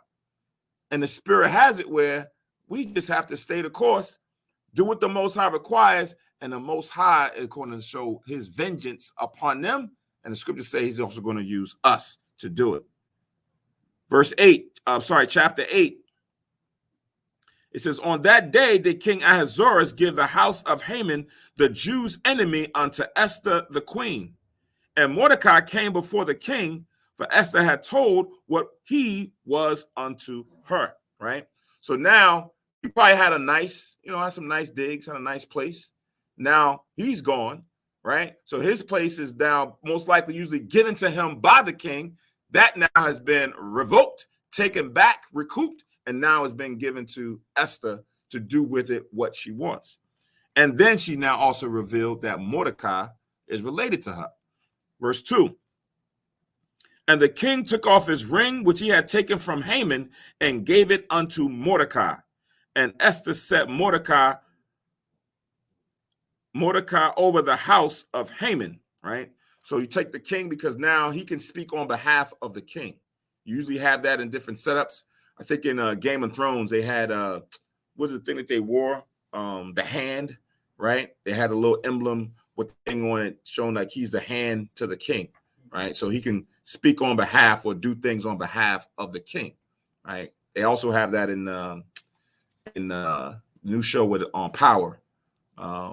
This Irish guy, he has the same type thing on his lapel, like as if he's like the second man in charge to who's running the show.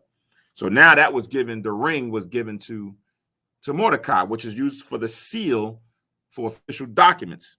It says, and he also took the house that was Haman, because Esther didn't need it, so she gave it to Mordecai. Verse 3. And Esther spake yet again before the king, and fell down at his feet, and besought him with tears to put away the mischief of Haman the Agagite, and his device that he had devised against the Jews. So now it wasn't so much that it was over that Haman had been killed, but also the decree had already gone out throughout all the provinces.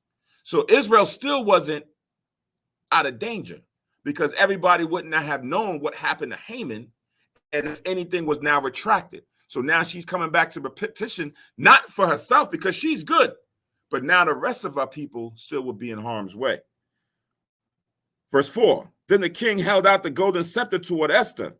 So Esther arose and stood before the king and said, if it please the king, and if I have found favor in his sight, and the thing seem right before the king, and I be pleasing in his eyes, let it be written to reverse the letters devised by Haman, the son of Hammedatha the Agagite, which he wrote to destroy the Jews which are in all the king's provinces.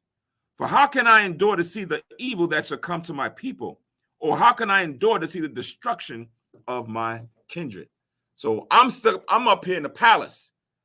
They are still out there throughout all the provinces. I cannot stand to not allow this to be reversed. So can you do this if I am your queen? If I have, found grace or mercy in your eyes, if I am pleasing to you, can you do this for me?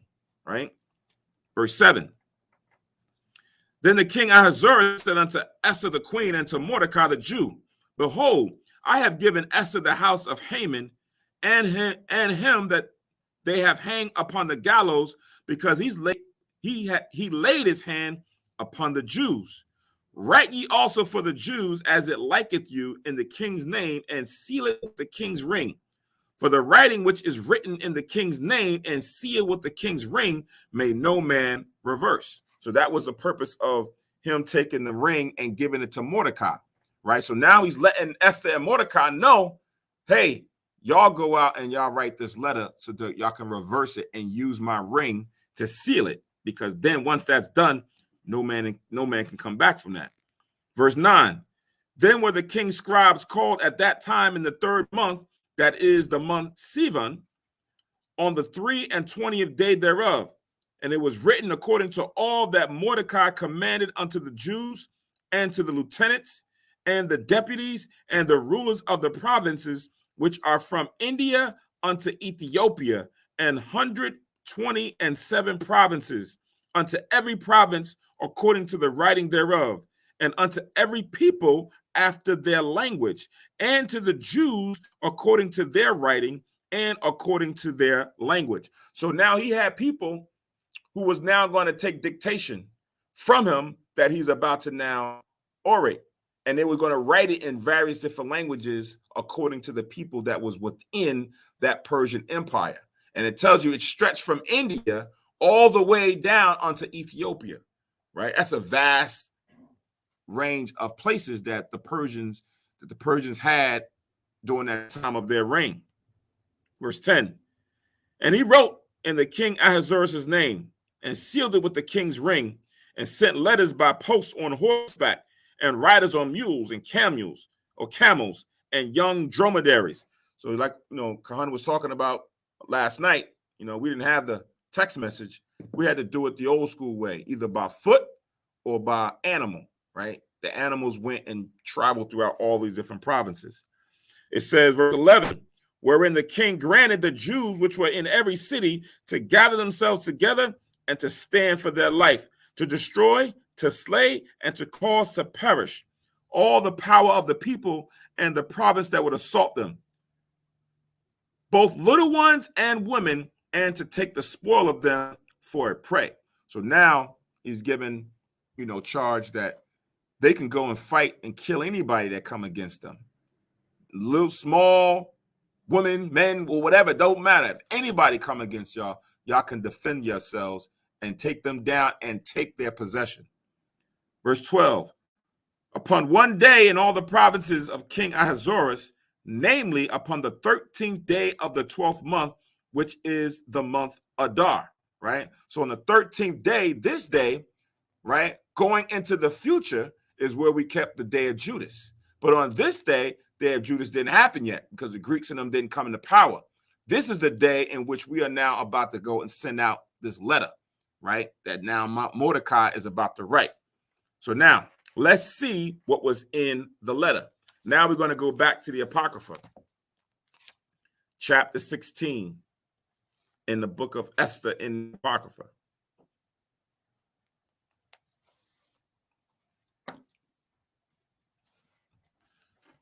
So Esther chapter 16, verse 1,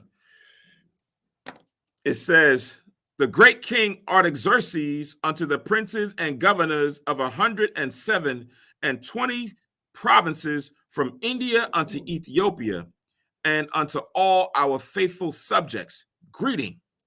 Many, the more often they are honored with the great bounty of their gracious princes, and more proud they are waxen, and endeavor to hurt not our subjects only, but not being able to bear abundance, do take in hand to practice also against those that do them good. So he's letting it be known. Sometimes, when people get in power, when they get in certain positions, they take advantage of that position and look to do harm to other people, whether it be economics, right? Whether it be education, right? Through religion, however, or through force. Sometimes these things are done when people now get into positions of authority. It says, verse 4, and take not only thankfulness away from among men, but also lifted up with the glorious word of lewd persons that were never good. They think to escape the justice of God that seeth all things and hateth evil, right? So some of these people were never good. They don't have it within themselves to be good. In order to be good, the Most High had to change their spirit. Remember, when you read in Romans, the 9th chapter, it talks about them being made a vessel unto dishonor, right? They were made that way. So those who we see that may be good or have a good heart, it's because the Most High dialed that heart back for the purposes to now allow us to have good fortune in these last days, right? So that's what even Mordecai is outlining here when it pertains to Haman specifically and his people. Reading on, verse 5. Oftentimes also fair speech of those that are put in trust to manage their friends' affairs have caused many that are in authority to be partakers of innocent blood. and have enwrapped them in remedialist calamities. So sometimes when they're in a position, they cause others to be in a position where they don't really want to be in, right? They're now caught up in some storm because this guy said something or that guy said something, and now you following their authority, and you are now putting harm onto some innocent person, or you doing some injustice to someone because of this individual. It says in verse 6, beguiling with the falsehood and deceit of their lewd disposition, the innocency and goodness of princes. So as we're reading this about Haman, this is really the characteristics of Esau, right? When you really dive into it, this is the characteristics of Esau, period, as a nation, not just Haman, but Esau in general. Verse 7, now ye may see this, as we have declared, not so much by ancient histories as ye may, if ye search what have been wickedly done of late through the pestilent behavior of them that are unworthily placed in our authority, right? So it says, now you may see this, as we have declared, not so much by ancient histories as you may. So you can go in ancient times and check out this things that they've done, right? Go in the past. But we ain't even got to go that far. We could stay right here and see the things that they've done. And it's the same thing that we can say as far for today. It says in verse 8, and we must take care for the time to come that our kingdom may be quiet and peaceable for all men, both by changing our purposes and always judging things that are evident with more equal proceeding. For Ammon, a Macedonian, the son of Amadatha, being indeed a stranger from the Persian blood and far distant from our goodness, and as a stranger received of us, had so far forth obtained the favor that we showed toward every nation, as that he was called our father, and was continually honored of all men as the next person unto the king, right? So this foreigner came to Persia when it's talking about foreigner because it's speaking on behalf of Ahasuerus, right? He's speaking on behalf of the king. So that's why it's worded that way. This guy came to my realm as being a foreigner to the Persians, and we took him in. I made him my right-hand man, right? It says, verse 12, but he, not bearing his great dignity, went about to deprive us of our kingdom and life, having by manifold and cunning deceits sought of us the destruction, as well of Mordecai, who saved our life, and continually procured our good, as also of blameless Esther, partaker of our kingdom with their whole nation. So this guy came in with conspiracy to come kill Mordecai and Esther and our whole nation, and they done nothing wrong. This is the type of treachery and deceit that this guy came in with. Now, remembering, this guy is an Edomite, and their kingdom will be the next in line, right? The Greeks would then come up later on after them. So they could look at this as he was one who came in and infiltrated, and over time would have now been able to take over and plant and set up certain things for their downfall. So that's kind of how it's being worded. Verse 14, for by these means he thought, finding us destitute of friends, to have translated the kingdom of the Persians to the Macedonians, right? Because when you go to First Maccabees chapter 1, verse 1, right? First Maccabees chapter 1 and verse 1, it says, and it happened that after that, Alexander, son of Philip, the Macedonian, right? Why was he a Macedonian? Because they were the ones, Esau was the one who conquered the Japhetic nation and took that realm from them. When they took that land, he became a Macedonian, right? That land was once Japheth, but they took it, and now he's the king or the ruler of that place. So it says, Philip, the Macedonian, who came out of the land of Chittim, or you'll see this sometimes, Kittim, which is over there in that area on the islands in Europe. So then it says, had smitten Darius, king of the Persians and Medes. So they were the ones who went and took down the Persians. Who? Alexander, but starting with his father, Philip, who was a Macedonian. So now that's why we're reading about Haman, who's also a what? A Macedonian, right? These Edomites rose up in power, rose up in the ranks by taking down the nations to do what? Conquer the whole world. That's where we are today, right? They are now positioned themselves where they call the shots in the world. But it started back here. It started with these little things here that you read about in Esther. Then it went into the Maccabees, and you see how they began to make their ascent to the throne and power. So going back to second Esther in the Apocrypha, chapter 16, read verse 14 again. It says, for by these means he thought, finding us destitute of friends, to have translated the kingdom of the Persians to the Macedonians. But we find that the Jews whom this wicked wretch have delivered to utter destruction are no evildoers, but live by most just laws. That's how we are. We are people who have left to each other, left to ourselves, and we kept the laws of the Most High. We don't bother nobody. During King Solomon's time, we didn't bother nobody. Everything was at peace. Y'all lived over there. Y'all lived over there. The Most High gave us Israel. That stretched from one region to the next. And that was us. Everything else y'all can have that. The Most High divided up to the nations a lot of their inheritance. We didn't want to come and infiltrate another land because the Most High said that that's their lot. Don't take that down. That's theirs. Don't take that. But not the nations. The nations want to always invade and take someone else's stuff. We are not the evildoers.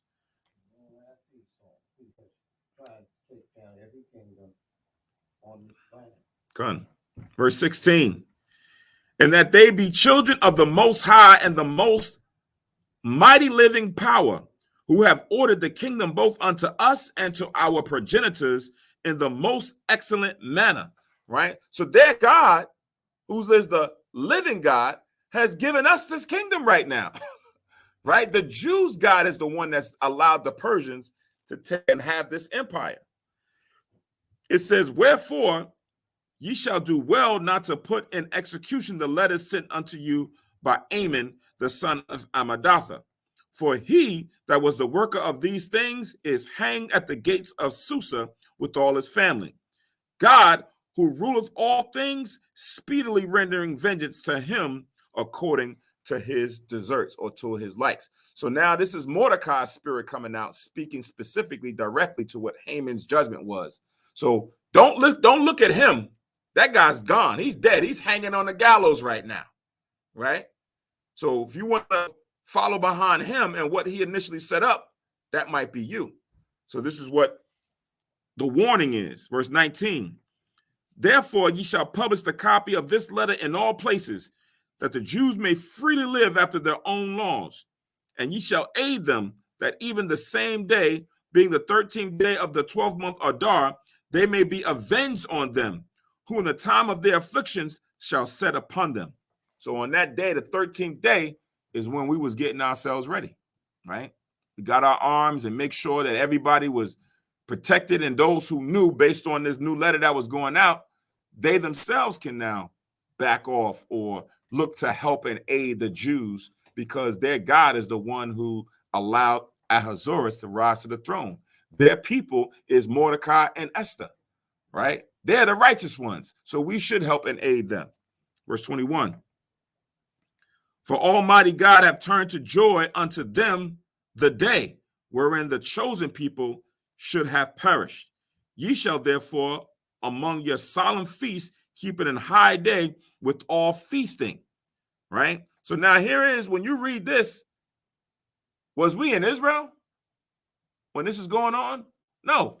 You read from the first chapter that we was in Shushan. We was in the Persian captivity. We wasn't in Israel. So how is it that we keep it a feast and high day with all feasting outside of the land of Israel? We actually are commemorating this outside of the land of Israel. So when brothers or other people say that, oh, we can't keep it in, we not supposed to keep things outside of the land of Israel, that was in, when you read it in the Torah. But here we're seeing that these things are done. So there must be something that people are missing. They must not have read what the Lord said. We're supposed to keep these feast days throughout all of our habitations, throughout all of our generations. So wherever we're dwelling, or wherever whatever period in time in the history of the world we're in, we're supposed to keep these commandments, keep these feast days. So we can't let nobody come and say, oh, we can't keep them, because the scripture says that we're supposed to be keeping them. And they were keeping this in Persia, right? So we read verse 22 again. Ye shall therefore among your solemn feasts keep it an high day with all feasting, that both now and hereafter there may be safety to us and the well-affected Persians, but to those which do conspire against us a memorial of destruction. Therefore every city and country whatsoever which shall not do according to these things shall be destroyed without mercy, shall be destroyed without mercy with fire and sword, and shall be made not only unpassable for men, but also most hateful to wild beasts and fowls forever. So the Most High was going to have it where not only would they die by fire or sword, but the Most High would also put the spirit in beast animals to go and also kill these individuals, right? The Most High can cause the animals to rage and defend and fight for the nation of Israel. Imagine that. That's something that you got to think about, right? When sometimes when animals attack, you see an animal's and is supposed to be tamed. He's in a circus. He's in the here, and this guy comes and he sees, and all of a sudden the animal turns and attacks that individual. Everything was fine for 5, 6, 7 years, and all of a sudden it snaps and it now attacks their owner, their trainer. The Most High is controlling that. You can write down Ecclesiasticus chapter 39.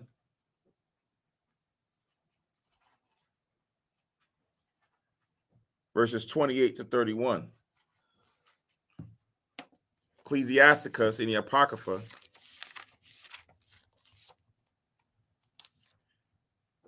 Chapter 39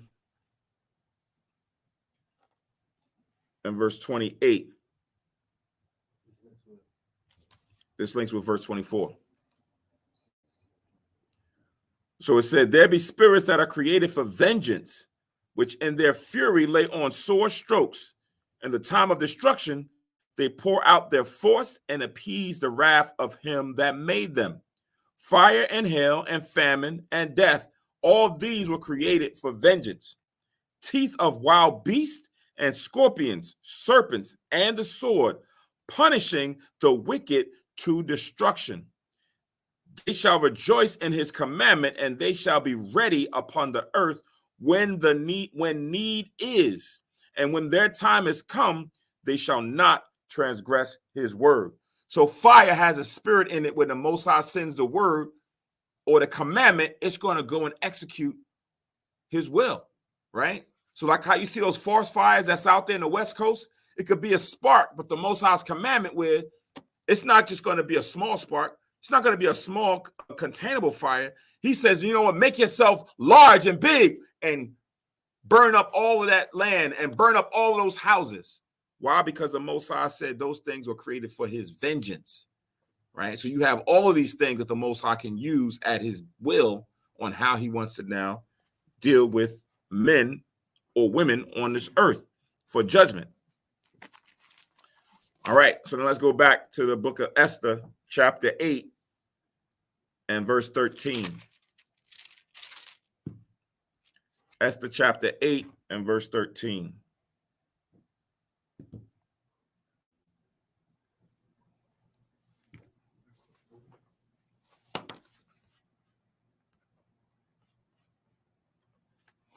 And it reads, it says, the copy of the writing for a commandment to be given in every province was published unto all people, and that the Jews should be ready against that day to avenge themselves on their enemies. So that's what we just read, that last chapter, was what was sent out to all the provinces.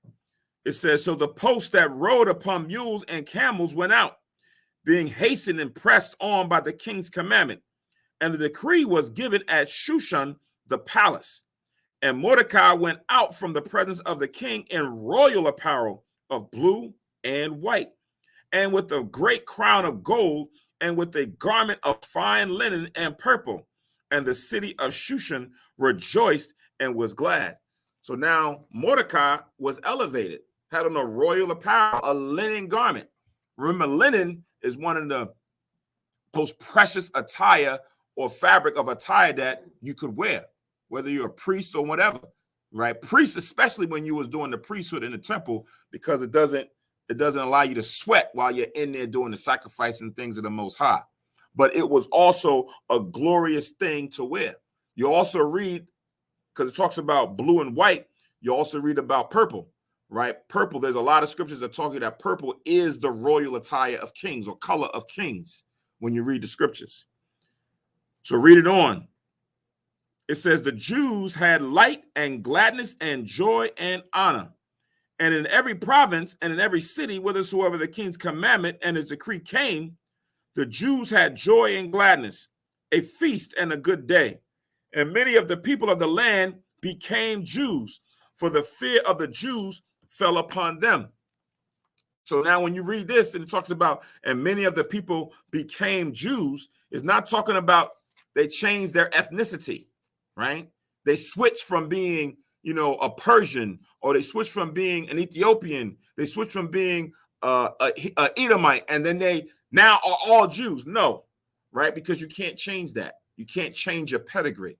It just means that they followed after the customs of the Jews, because now in the king's eyes, we were that nation of people, that group of people that now was shown favor, that was once now being put on a post to be murdered. So now we're the ones that shown favor, and the queen and his right-hand man are both Jews. So who else are we going to now align ourselves with but the Jews? So they now followed after our customs and our ways. That's what it means when it says, and they became Jews. They followed after our customs. Esau does the same thing today. However, he's taken upon himself our ethnicity, right? He's saying that he is us and we are something else. In some cases, they'll say, yes, there's all colors of Jews, right? We are the Jews. We're the Jewish ones, but then you do have black Jews, right?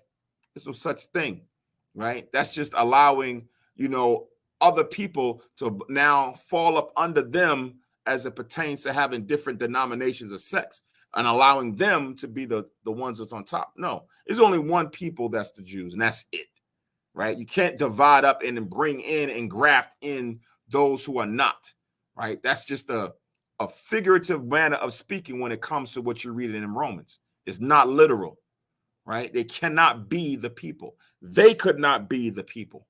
They just was following after the traditions of our ancestors. Reading on verse 17.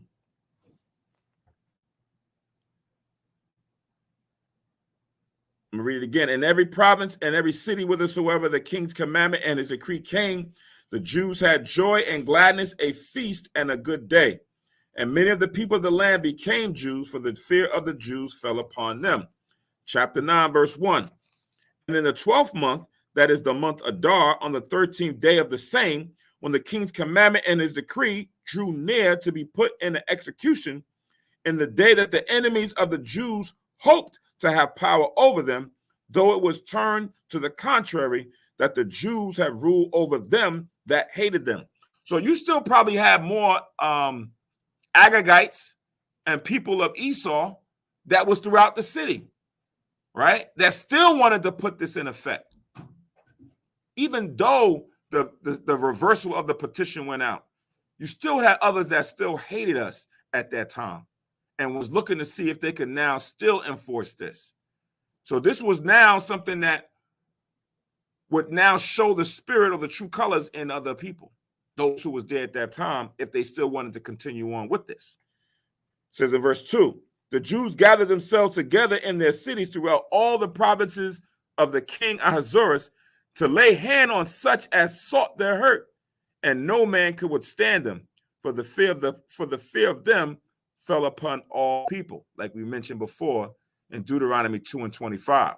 The Most High puts the fear and the dread of us into the spirits of all the nations, and they don't really want to come and fight against us. The Lord does that. Verse 3, And all the rulers of the provinces and the lieutenants and the deputies and the officers of the king helped the Jews because the fear of Mordecai fell upon them, right? So now Mordecai was someone who was an officer who was at the gate, but now he's a right-hand man.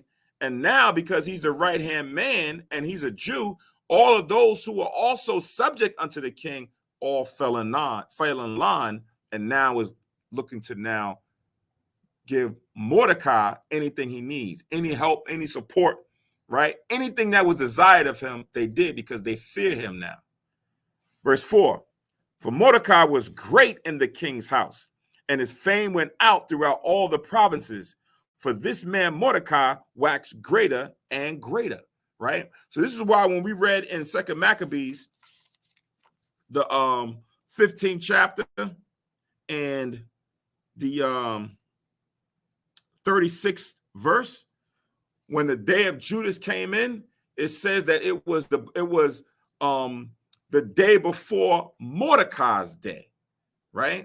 A lot of times we give a lot of light to Esther, but Mordecai is what's mentioned in the scriptures that he had his own day, synonymous with Purim.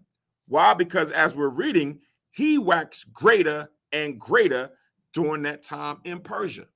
So I'm pretty sure, just like how you'll probably read in the Egyptian history about Joseph, how he was second in command under Pharaoh, it's in their history.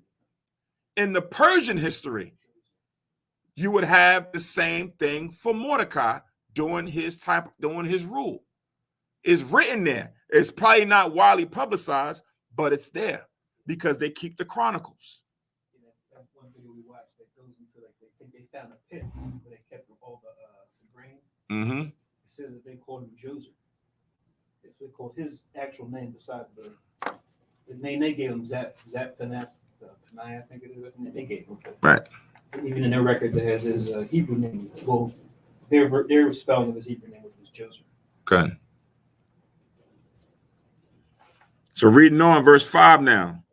Thus the Jews smote all their enemies with the stroke of the sword and slaughter and destruction, and did what they would unto those that hated them. So like we said, they still had people that hated them, even though the decree was reversed. People didn't care because that spirit is still in them. Right now, you got people who just don't care, right? The Most High created that pride and that spirit in them that they still want to go out and come against us. Sometimes when you read in the book of Judges, I believe, sometimes these things have to happen. The Lord says to prove to us war, how to fight, how to defend ourselves. So sometimes these things have to happen. How do you know if you're prepared unless something like this happens, right? Verse 6. And in Shushan, the palace, the Jews slew and destroyed 500 men. So now, even in the palace where the king is, you had some people who still wanted to come up and kill the Jews. 500 men had to be killed there in Shushan at the palace. Imagine that. We're not talking about out in the village. At the palace where the king is, where Esther is, where Mordecai. Some people tried to come in and conspire to try to get to him and kill him, or get to the Jews that was now working in the palace. They got dealt with. Verse 7.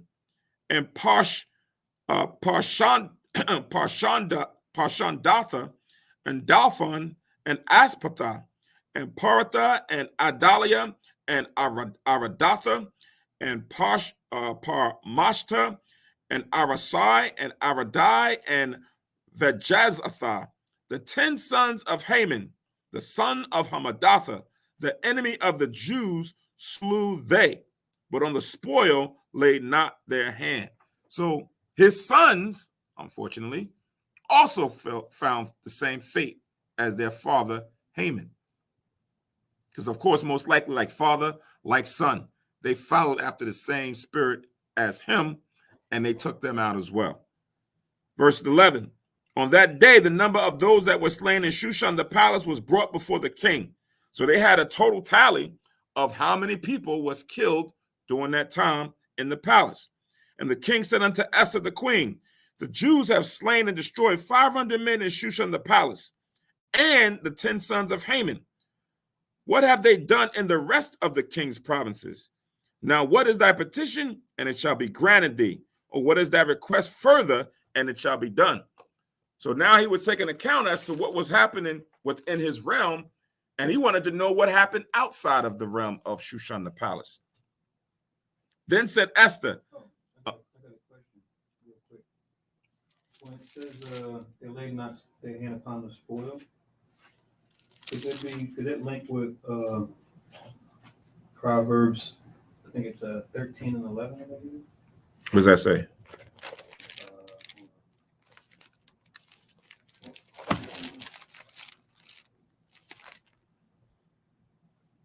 Wealth gotten by vanity shall be diminished. Yeah, but he that gathered by labor shall increase. That's why they said we don't want to take anything that Haman had, the way he got it through ill means. So I guess you'd have to separate, because Mordecai now is dwelling in Haman's house, right? So it's probably those other things that they acquired while they were there. Like you said, the things gotten through deceit or corruption. They didn't probably want to take those things. But what was given to them by the king, right, that was acceptable because it was worthy of them for having it. But, it's like it's like, that he went and stole this car or stole this, these devices or whatever from someone else. And now here it is, you come and take it. Still, it's not yours. It should be those individuals. So certain spoils should be left untouched because it's defiled. You don't want to deal with it. Sometimes the Most High will just tell you to burn it, right? Destroy it. So it's like police going to the evidence room. Exactly. Mm-hmm.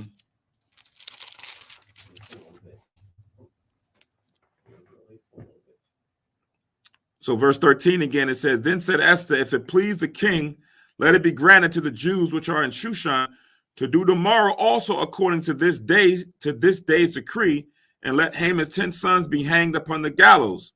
And the king commanded it so to be done. And the decree was given at Shushan, and they hanged Haman's 10 sons. So the same way how he was put on the gallows, he wanted his sons as a testimony, as a sign, also to be put on the gallows, right? To let them know that this is what happens when you mess with the Jews, right? You mess with Yasha Allah. It says, for the Jews that were in Shushan gathered themselves together on the 14th day also of the month Adar, and slew 300 men at Shushan. But on the prey they laid not their hand. So it's the same thing that continues. So on the 13th day, we dealt with 500 men. Esther said, or Hadassah said, can we let it be decreed that we could do this tomorrow as well, right? Because there's still some fools running around here that's looking to do us harm. We also want to do this on the 14th day. So he gave a decree, and then on the 14th day, we went and slew 300 in Shushan the palace.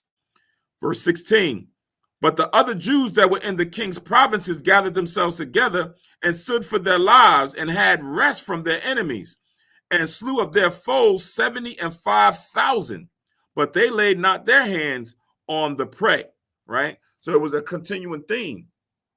They was killing these evildoers that was coming to murder them, took care of them, but they didn't take their possessions, or they didn't take the spoil from them. They left it where it was. Verse 17, on the 13th day of the month of Adar, and on the 14th day of the same rested they, and made it a day of feasting and gladness. So that once the decree went out and you went and dealt with the enemy, then they had joy. It was a time of, celebration.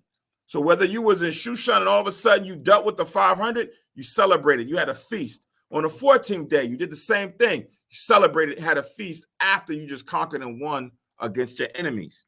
Verse 18, but the Jews that were at Shushan assembled together on the 13th day thereof, and on the 14th day thereof, and on the 15th day of the same day rested, and made it a day of rest, of feasting and gladness. So the first day was when the first decree went out. That's what Mordecai and them set up, and they reversed it.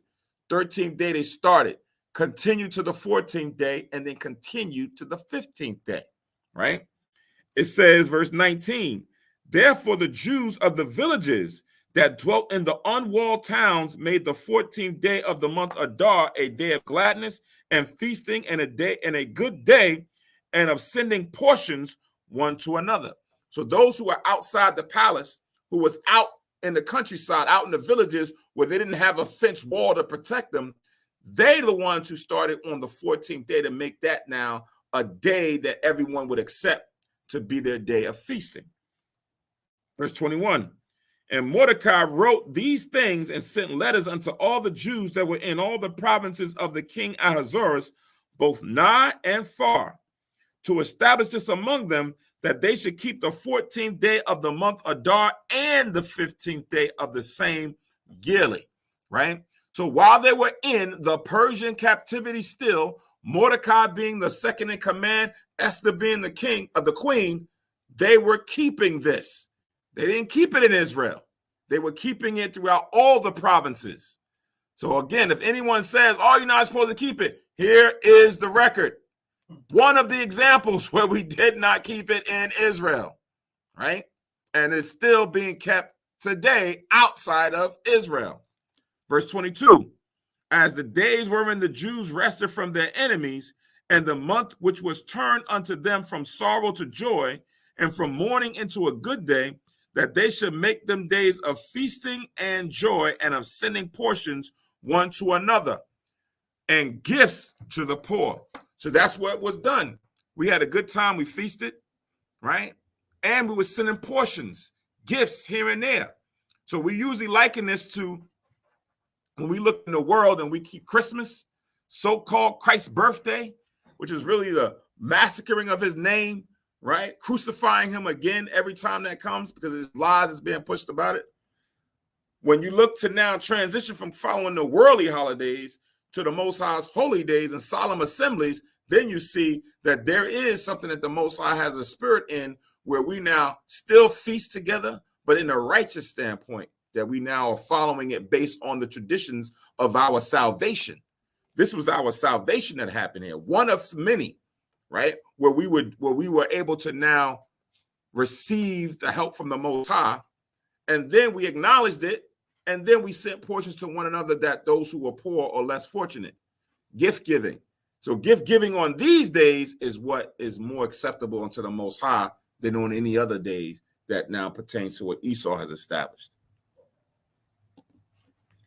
Verse 23, and the Jews undertook to do as they had begun, and as Mordecai had written unto them, because Haman the son of Hammedatha the Agagite, the enemy of all the Jews, had devised against the Jews to destroy them, and had cast pur, that is the lot, to consume them and to destroy them, right? So that's where we get the day from. Pur, singular, Purim or Purim, plural, because it's 2 days.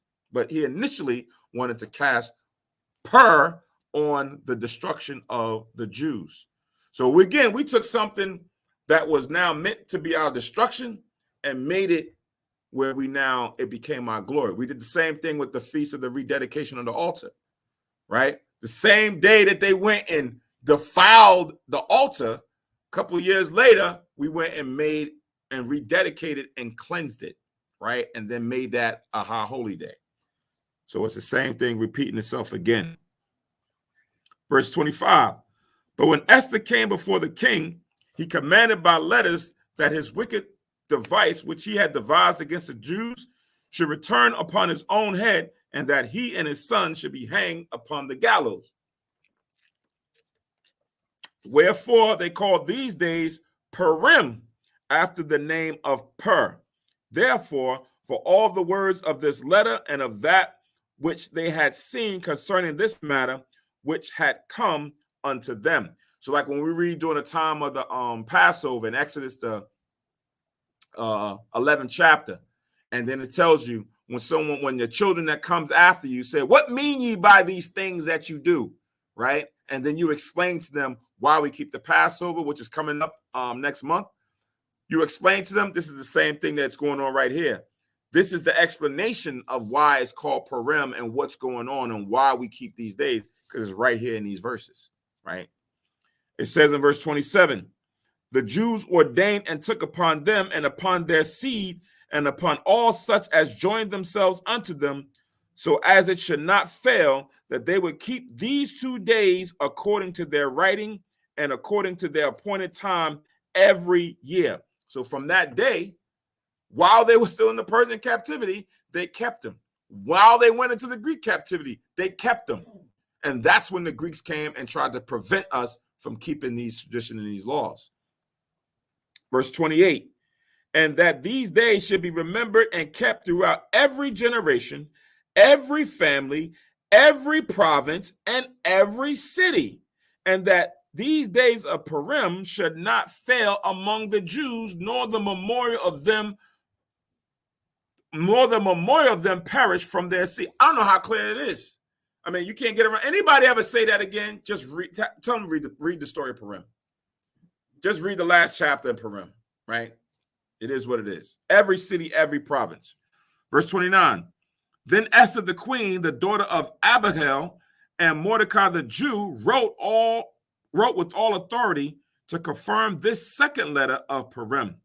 And he sent the letters unto all the Jews to the 127 provinces of the kingdom of Ahasuerus with words of peace and truth, to confirm these days of Purim in their times appointed, according as Mordecai the Jew and Esther the queen had enjoined them, and as they had decreed for themselves and for their seed the matters of the fasting and their cry. So it started with the 3-day fast, and then it went into also their prayers, right, that they did leading up to the Most High delivering them at that time.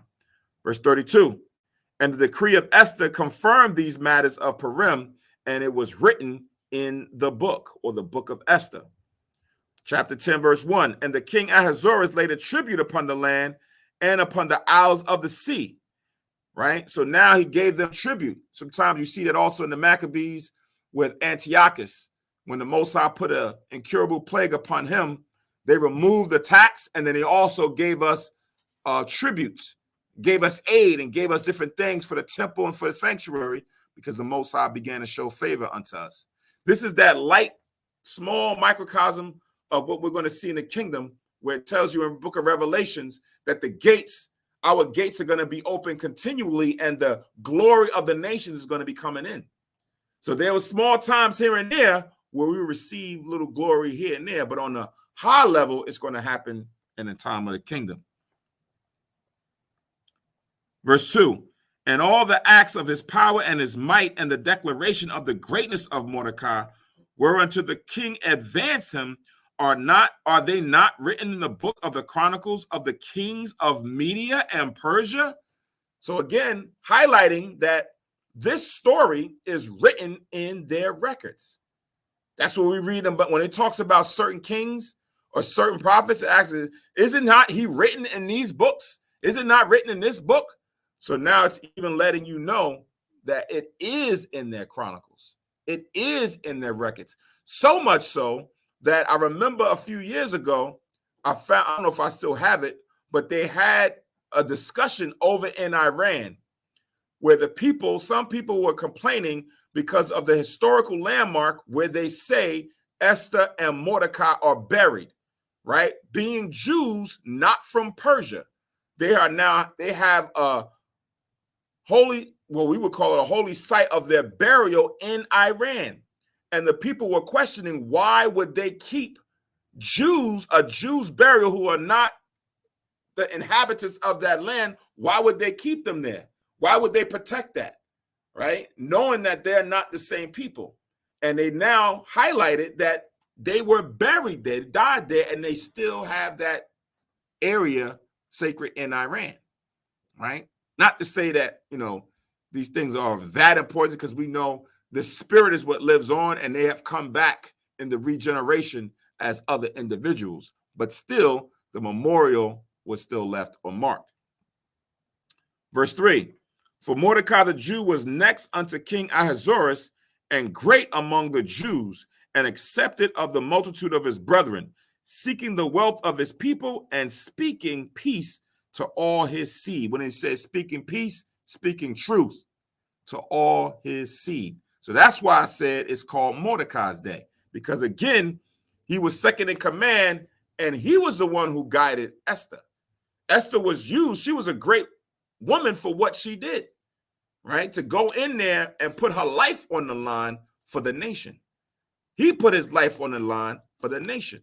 So now these are examples of what might happen to one or few of us, given an opportunity, if it so be that you might be the person that might need to go in and be used as a vessel for the salvation of his people, right? For that area, for that time, or whatever it may be. You might be called upon to be that one to go and save about 30 people or 100 people, or change the mind of someone that might want to put harm upon your people unrighteously, right? Unjustly, just because they have hate for them. We might be called upon to do that. So this is an example of what may happen, what need to have happen before going in. Fasting, prayer, and then having the faith and trust in the Most High to go in and execute whatever needs to be done, right? All right. So now let's go back to the Apocrypha. Back to the book of Esther in the Apocrypha. And we're going to read the first part.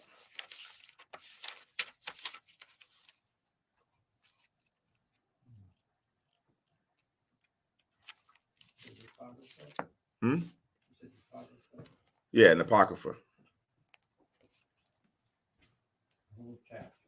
Say again?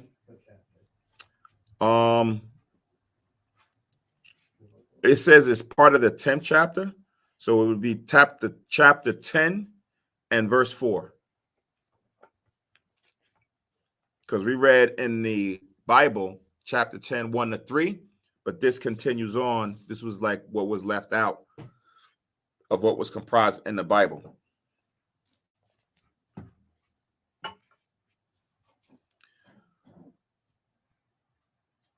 So Esther in the Apocrypha, chapter 10, verse 4. It said, then Mordecai said, God hath done these things. For I remember a dream which I saw concerning these matters, and nothing thereof hath failed. A little fountain became a river, and there was light, and the sun, and much water. This river is Esther, whom the king married and made queen. So the beauty of this, as you're reading what Mordecai has in reflection pertaining to the dream that he had before, was to show you how in him now understanding and breaking down and deciphering what he saw before, this is how the Most High sometimes words the Bible, right? How the river is Esther, right? How the tree is man, or it may be Israel. How the lion is Christ, right? How the mountain is the Babylonians. So the Lord, he also speaks in figures and words that are now figurative to now highlight something literal. Verse 6 again, and a little fountain became a river, and there was light and the sun and much water. This river is Esther, whom the king married and made queen. And the two dragons are I and Haman. So now when you look at the two dragons, sometimes the majority of the times when we read about dragons, we're thinking about Esau, right? Esau is the dragon that you read about in the book of Revelations, right? It's not talking about Israel. Israel is not references the dragon at any point in time. But now here in the storyline, Haman and Mordecai are the dragons. It says, and the nations were those that were assembled to destroy the name of the Jews. And my nation is this Israel, which cried to God and were saved. For the Lord hath saved his people, and the Lord hath delivered us from all those evils. And God hath wrought signs and great wonders, which have not been done among the Gentiles, right? So the Lord has never saved the Gentiles or the heathen like he's done miracles and wrought these things amongst us. It's mainly always dealing with us. 10. Therefore hath he made two lots, one for the people of God and another for all the Gentiles. So there's a separation, right? There's a separation. There's a chosen lot, a chosen group of people, and then there's everybody else. That's like when you see people who have those T-shirts, it'll say this people versus everybody, right? So you would have Israel versus everybody, or Israel versus the Gentiles, right? Because that's what it is. it says in verse 11, and these two lots came at the hour and time and the day of judgment before God among all nations. And that's the same thing that we're embarking on right now, right? We're going to now be presented at the time when the Most High is going to bring the Gentiles together again. It says, and so God remembered his people and justified his inheritance. Therefore, those days shall be unto them in the month of Adar, which is the 12th month, the 14th day and 15th day of the same month, with an assembly and joy and with gladness before God, according to the generations forever among his people. So we're going to be keeping this still in the kingdom of the Most High. It's not going to be forgotten. Even when the greatest deliverance is going to take place soon to come, this is also going to be taking place, right? But now we're in the strait again. We're in that same time, right? Where we're now embarking upon the last great war. Now, before we close out, just make sure you pay attention, because we've been, focusing so much on Ukraine and what's going on over there and how they're going to invade, how Russia's invading, and maybe they may not stop there. They might go into Poland and everything else. But just like Joe Biden kind of had sense to understand when he said the World War III will not be fought in Ukraine, we all know the war is supposed to be fought in the Valley of Decisions or down there by the region of Israel.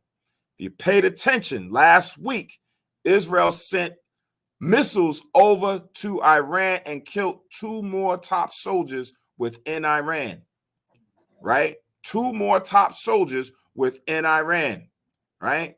Iran has been promising since 2020. Forget what's the guy's name that got killed? Was it Soleimani? Suleiman? Since he got killed, they have been promising vengeance upon Israel for what they did, right? And now they went and sent 2 new missiles in and killed 2 other top officers within Iran. So now they are going to be getting more and more enraged. Now, if you paid attention to the voting that they had last week about the aggression of the Russians and how they're going to Ukraine, they had all nations vote. There was only, I think, 4 or 5 nations that voted that what they saw Russia doing, they was cool with. No, not talking about that, but I'm just talking about who is for or against or neutral, right? China was neutral, but the ones who were for what Russia was doing was North Korea, Syria, and Iran. Iran sided with Russia. So now, once that happens and that continues to happen and Israel continues to mess with Iran and Iran goes and shoots over into Israel, that's definite World War III, because now, without no NATO, whatever, you know who's coming in once they now attack Israel. And then once they attack Israel and America comes in, again, who's going to back Iran?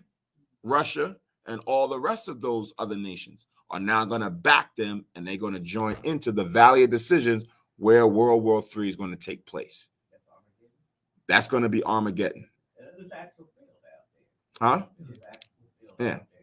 It's this Armageddon literally means the veil or the Valley of Judah. Yep. Judah is a place in northern Israel. Yep. This is a thing in the Zondervan talking about. Mm-hmm. There's a lot of stuff that happened in history. Like this is where Josiah battles in there before, haven't they? Yeah, that's what he's talking about. Yeah, Josiah. Another one. They say this one's gonna get real bad. So yeah, just wait. This is coming, right? This like we said, like we've been saying for a while. This is the proxy war, right? This is the war to set up the real one, right? War for decades with Russia's country. Yeah. We were against them, and they claimed that they had a grain shortage, I think, back in the early 90s or 80s, something like that. They had a shortage of grain or wheat or something. Well, they're talking about. They claiming they have a surplus. Well, no, they're back to saying that there's a shortage. I think the sister posted the video out there on the thing as far as because of the war in Iran. I mean, Russia and Ukraine are top wheat producers. because of the war, they're not producing. And if they're not producing, nothing is being exported. And if nothing's being exported, then there's a shortage. They're gonna try to do another embargo? Not as embargo, it's just the fact that there's no produce going out. I didn't want to hear really too much about it. I wasn't really concerned about it because I didn't have new office or anything. But the U.S. Army is mostly Israel. But I mean, just because it may not have direct impact to us because of our people aren't there, there's prophecies being that we're looking to have happen, right? Like we're watching Ezekiel 38, see when that's shaping up. A friend of mine sent me a video today where the minister, one of the prime ministers for Germany, is a bit upset. He's looking to push back on this whole stopping the Nord Stream pipeline. Like he's not with that. So now when you start having internal conflict that says, hey, this is not for the betterment of us as a people, right? I don't care what these guys say. They're living good over there, right? They got their own natural gas. They don't have to worry about, this conflict over here. They're always using us as a tool. We gotta deal with things on our own. So It is a wealthy nation. I mean, they're not. we're not talking about Russia. We're talking about Germany. Germany, who's the one who's now going to be impacted by the East and West united. Did they unite back in the early 90s? East and West Germany? That's what was supposed to happen. Yeah. But the United States broke the agreement. Yeah. They weren't supposed to go any further than the wall. Yeah, that Berlin Wall never made any sense. On one city, It was another proxy war. Just right there. Yeah. that was ridiculous. A city divided. A lot of families were separated and everything. They built a wall. And they had armed forces on each side of the wall. Anybody who tried to go over it got killed. What you're saying says there's prophecy because it tells you Esau what? By that sword thou shalt live. Mm-hmm. The sword, Christ said, I come to send peace, but the sword, he also says, I came not to bring peace, but division. So the sword represents division, and that's what Esau is used for. So what you're saying is actually what the scriptures are saying. A whole city divided. Because that's Esau. That's And they had armed forces of various countries on each side of that wall. So Esau does that with everything. Yeah. That was the most ridiculous thing I ever heard of in history, modern history. All right. So thus we have ended reading the history and the story pertaining to the days of Purim or Mordecai's Day. Again, we give, acknowledgement. We give gratitude for the Most High Son and Saviors of those two individuals to help redeem and save our people at that time during the Persian Empire, when we were another time looked to be destroyed and murdered by those that hated us. It's the same thing. And here we are in the last time, in these times where we're looking for the ultimate Savior to come and save us from this last peril. But until we get that deliverance, we're left to do the following example of fasting and praying and doing the will of the Most High so that he can find us worthy to be part of the 1/3, the 144 that will be redeemed in these last days. So it's time for us to ever more make sure that we stay in line. We walk the straight and narrow to get us to the finish line, because we're starting to see these prophetic global events start to even more take shape and form. And pardon me, things are speeding up even more quick. So, outside of that, continue like we read to let this be a day of joy, a day of feasting, a day of gladness, and sending portions to one another if you so have it in your means to do so. All right. So with that, we'll say Sharkag Pawarium. Happy feast of the days of Purim, and stay tuned for the closing prayers as we want to give the Most High his glory. All right. Stay tuned. Shalom.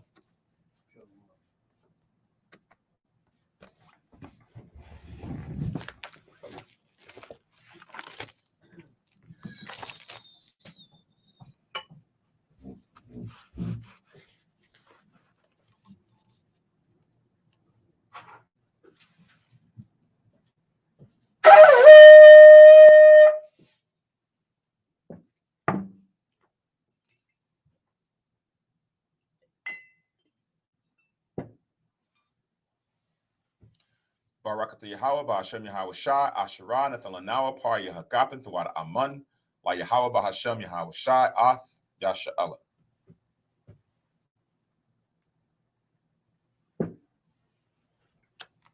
Again, English translation.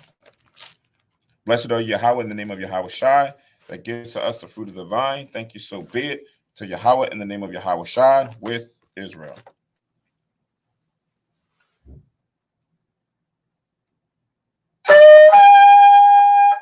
A mod upon you, Jerusalem, stand and face Jerusalem.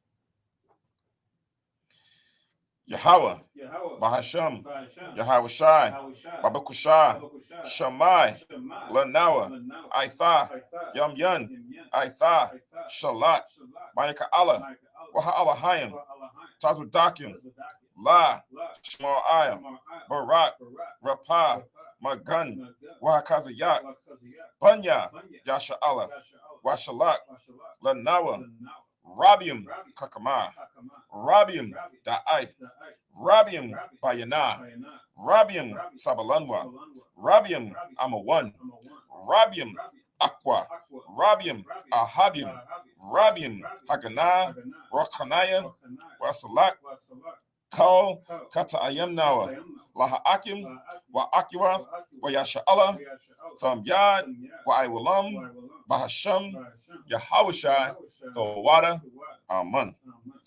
English translation. Yahweh, in the name of Yahweh Shai, please listen to us now, right now. Send Michael and the righteous powers or angels to watch over, bless, heal, protect, and make strong the children of Israel. And send to us much wisdom, much knowledge, much understanding, much patience, much faith, much love. Salak, much faith, much brotherhood, much love, much spiritual protection, and forgive all our sins for the brothers and sisters in Israel always and forever. In the name of Yahweh Shai, thank you, so be it. Four Corners Prayer. Yahweh, Bahasham, Yahweh Shai, Barak Nawa, Wayasha Allah, Wabath Yasaparim, Shema, Yashirallah, Yahweh, Allah Hayanawa, Yahweh, English translation. Most High, in the name of Christ, bless us and Israel in the house of books or schools. In Deuteronomy 6:4, Hear, O Israel, the Lord our power is one power. We'll do the blessing on the food. Yahweh, got a wall. Bahasham, Adawanya, Yahweh Shai, Baba Koshah, Barak, Ma'akal, Ma'akal, Yanawa, Shataywa, Yanawa, Yayan, Yanawa, Lakam, Yanawa, Shakarai, Yanawa, Zakar, Hapawarium, Bahasham, Yahawashai, Thawada, Aman. Right? So with that, say Shalom Yasharala and the Sharkak Hapawarium. Happy feast, the days of Purim. Shalom.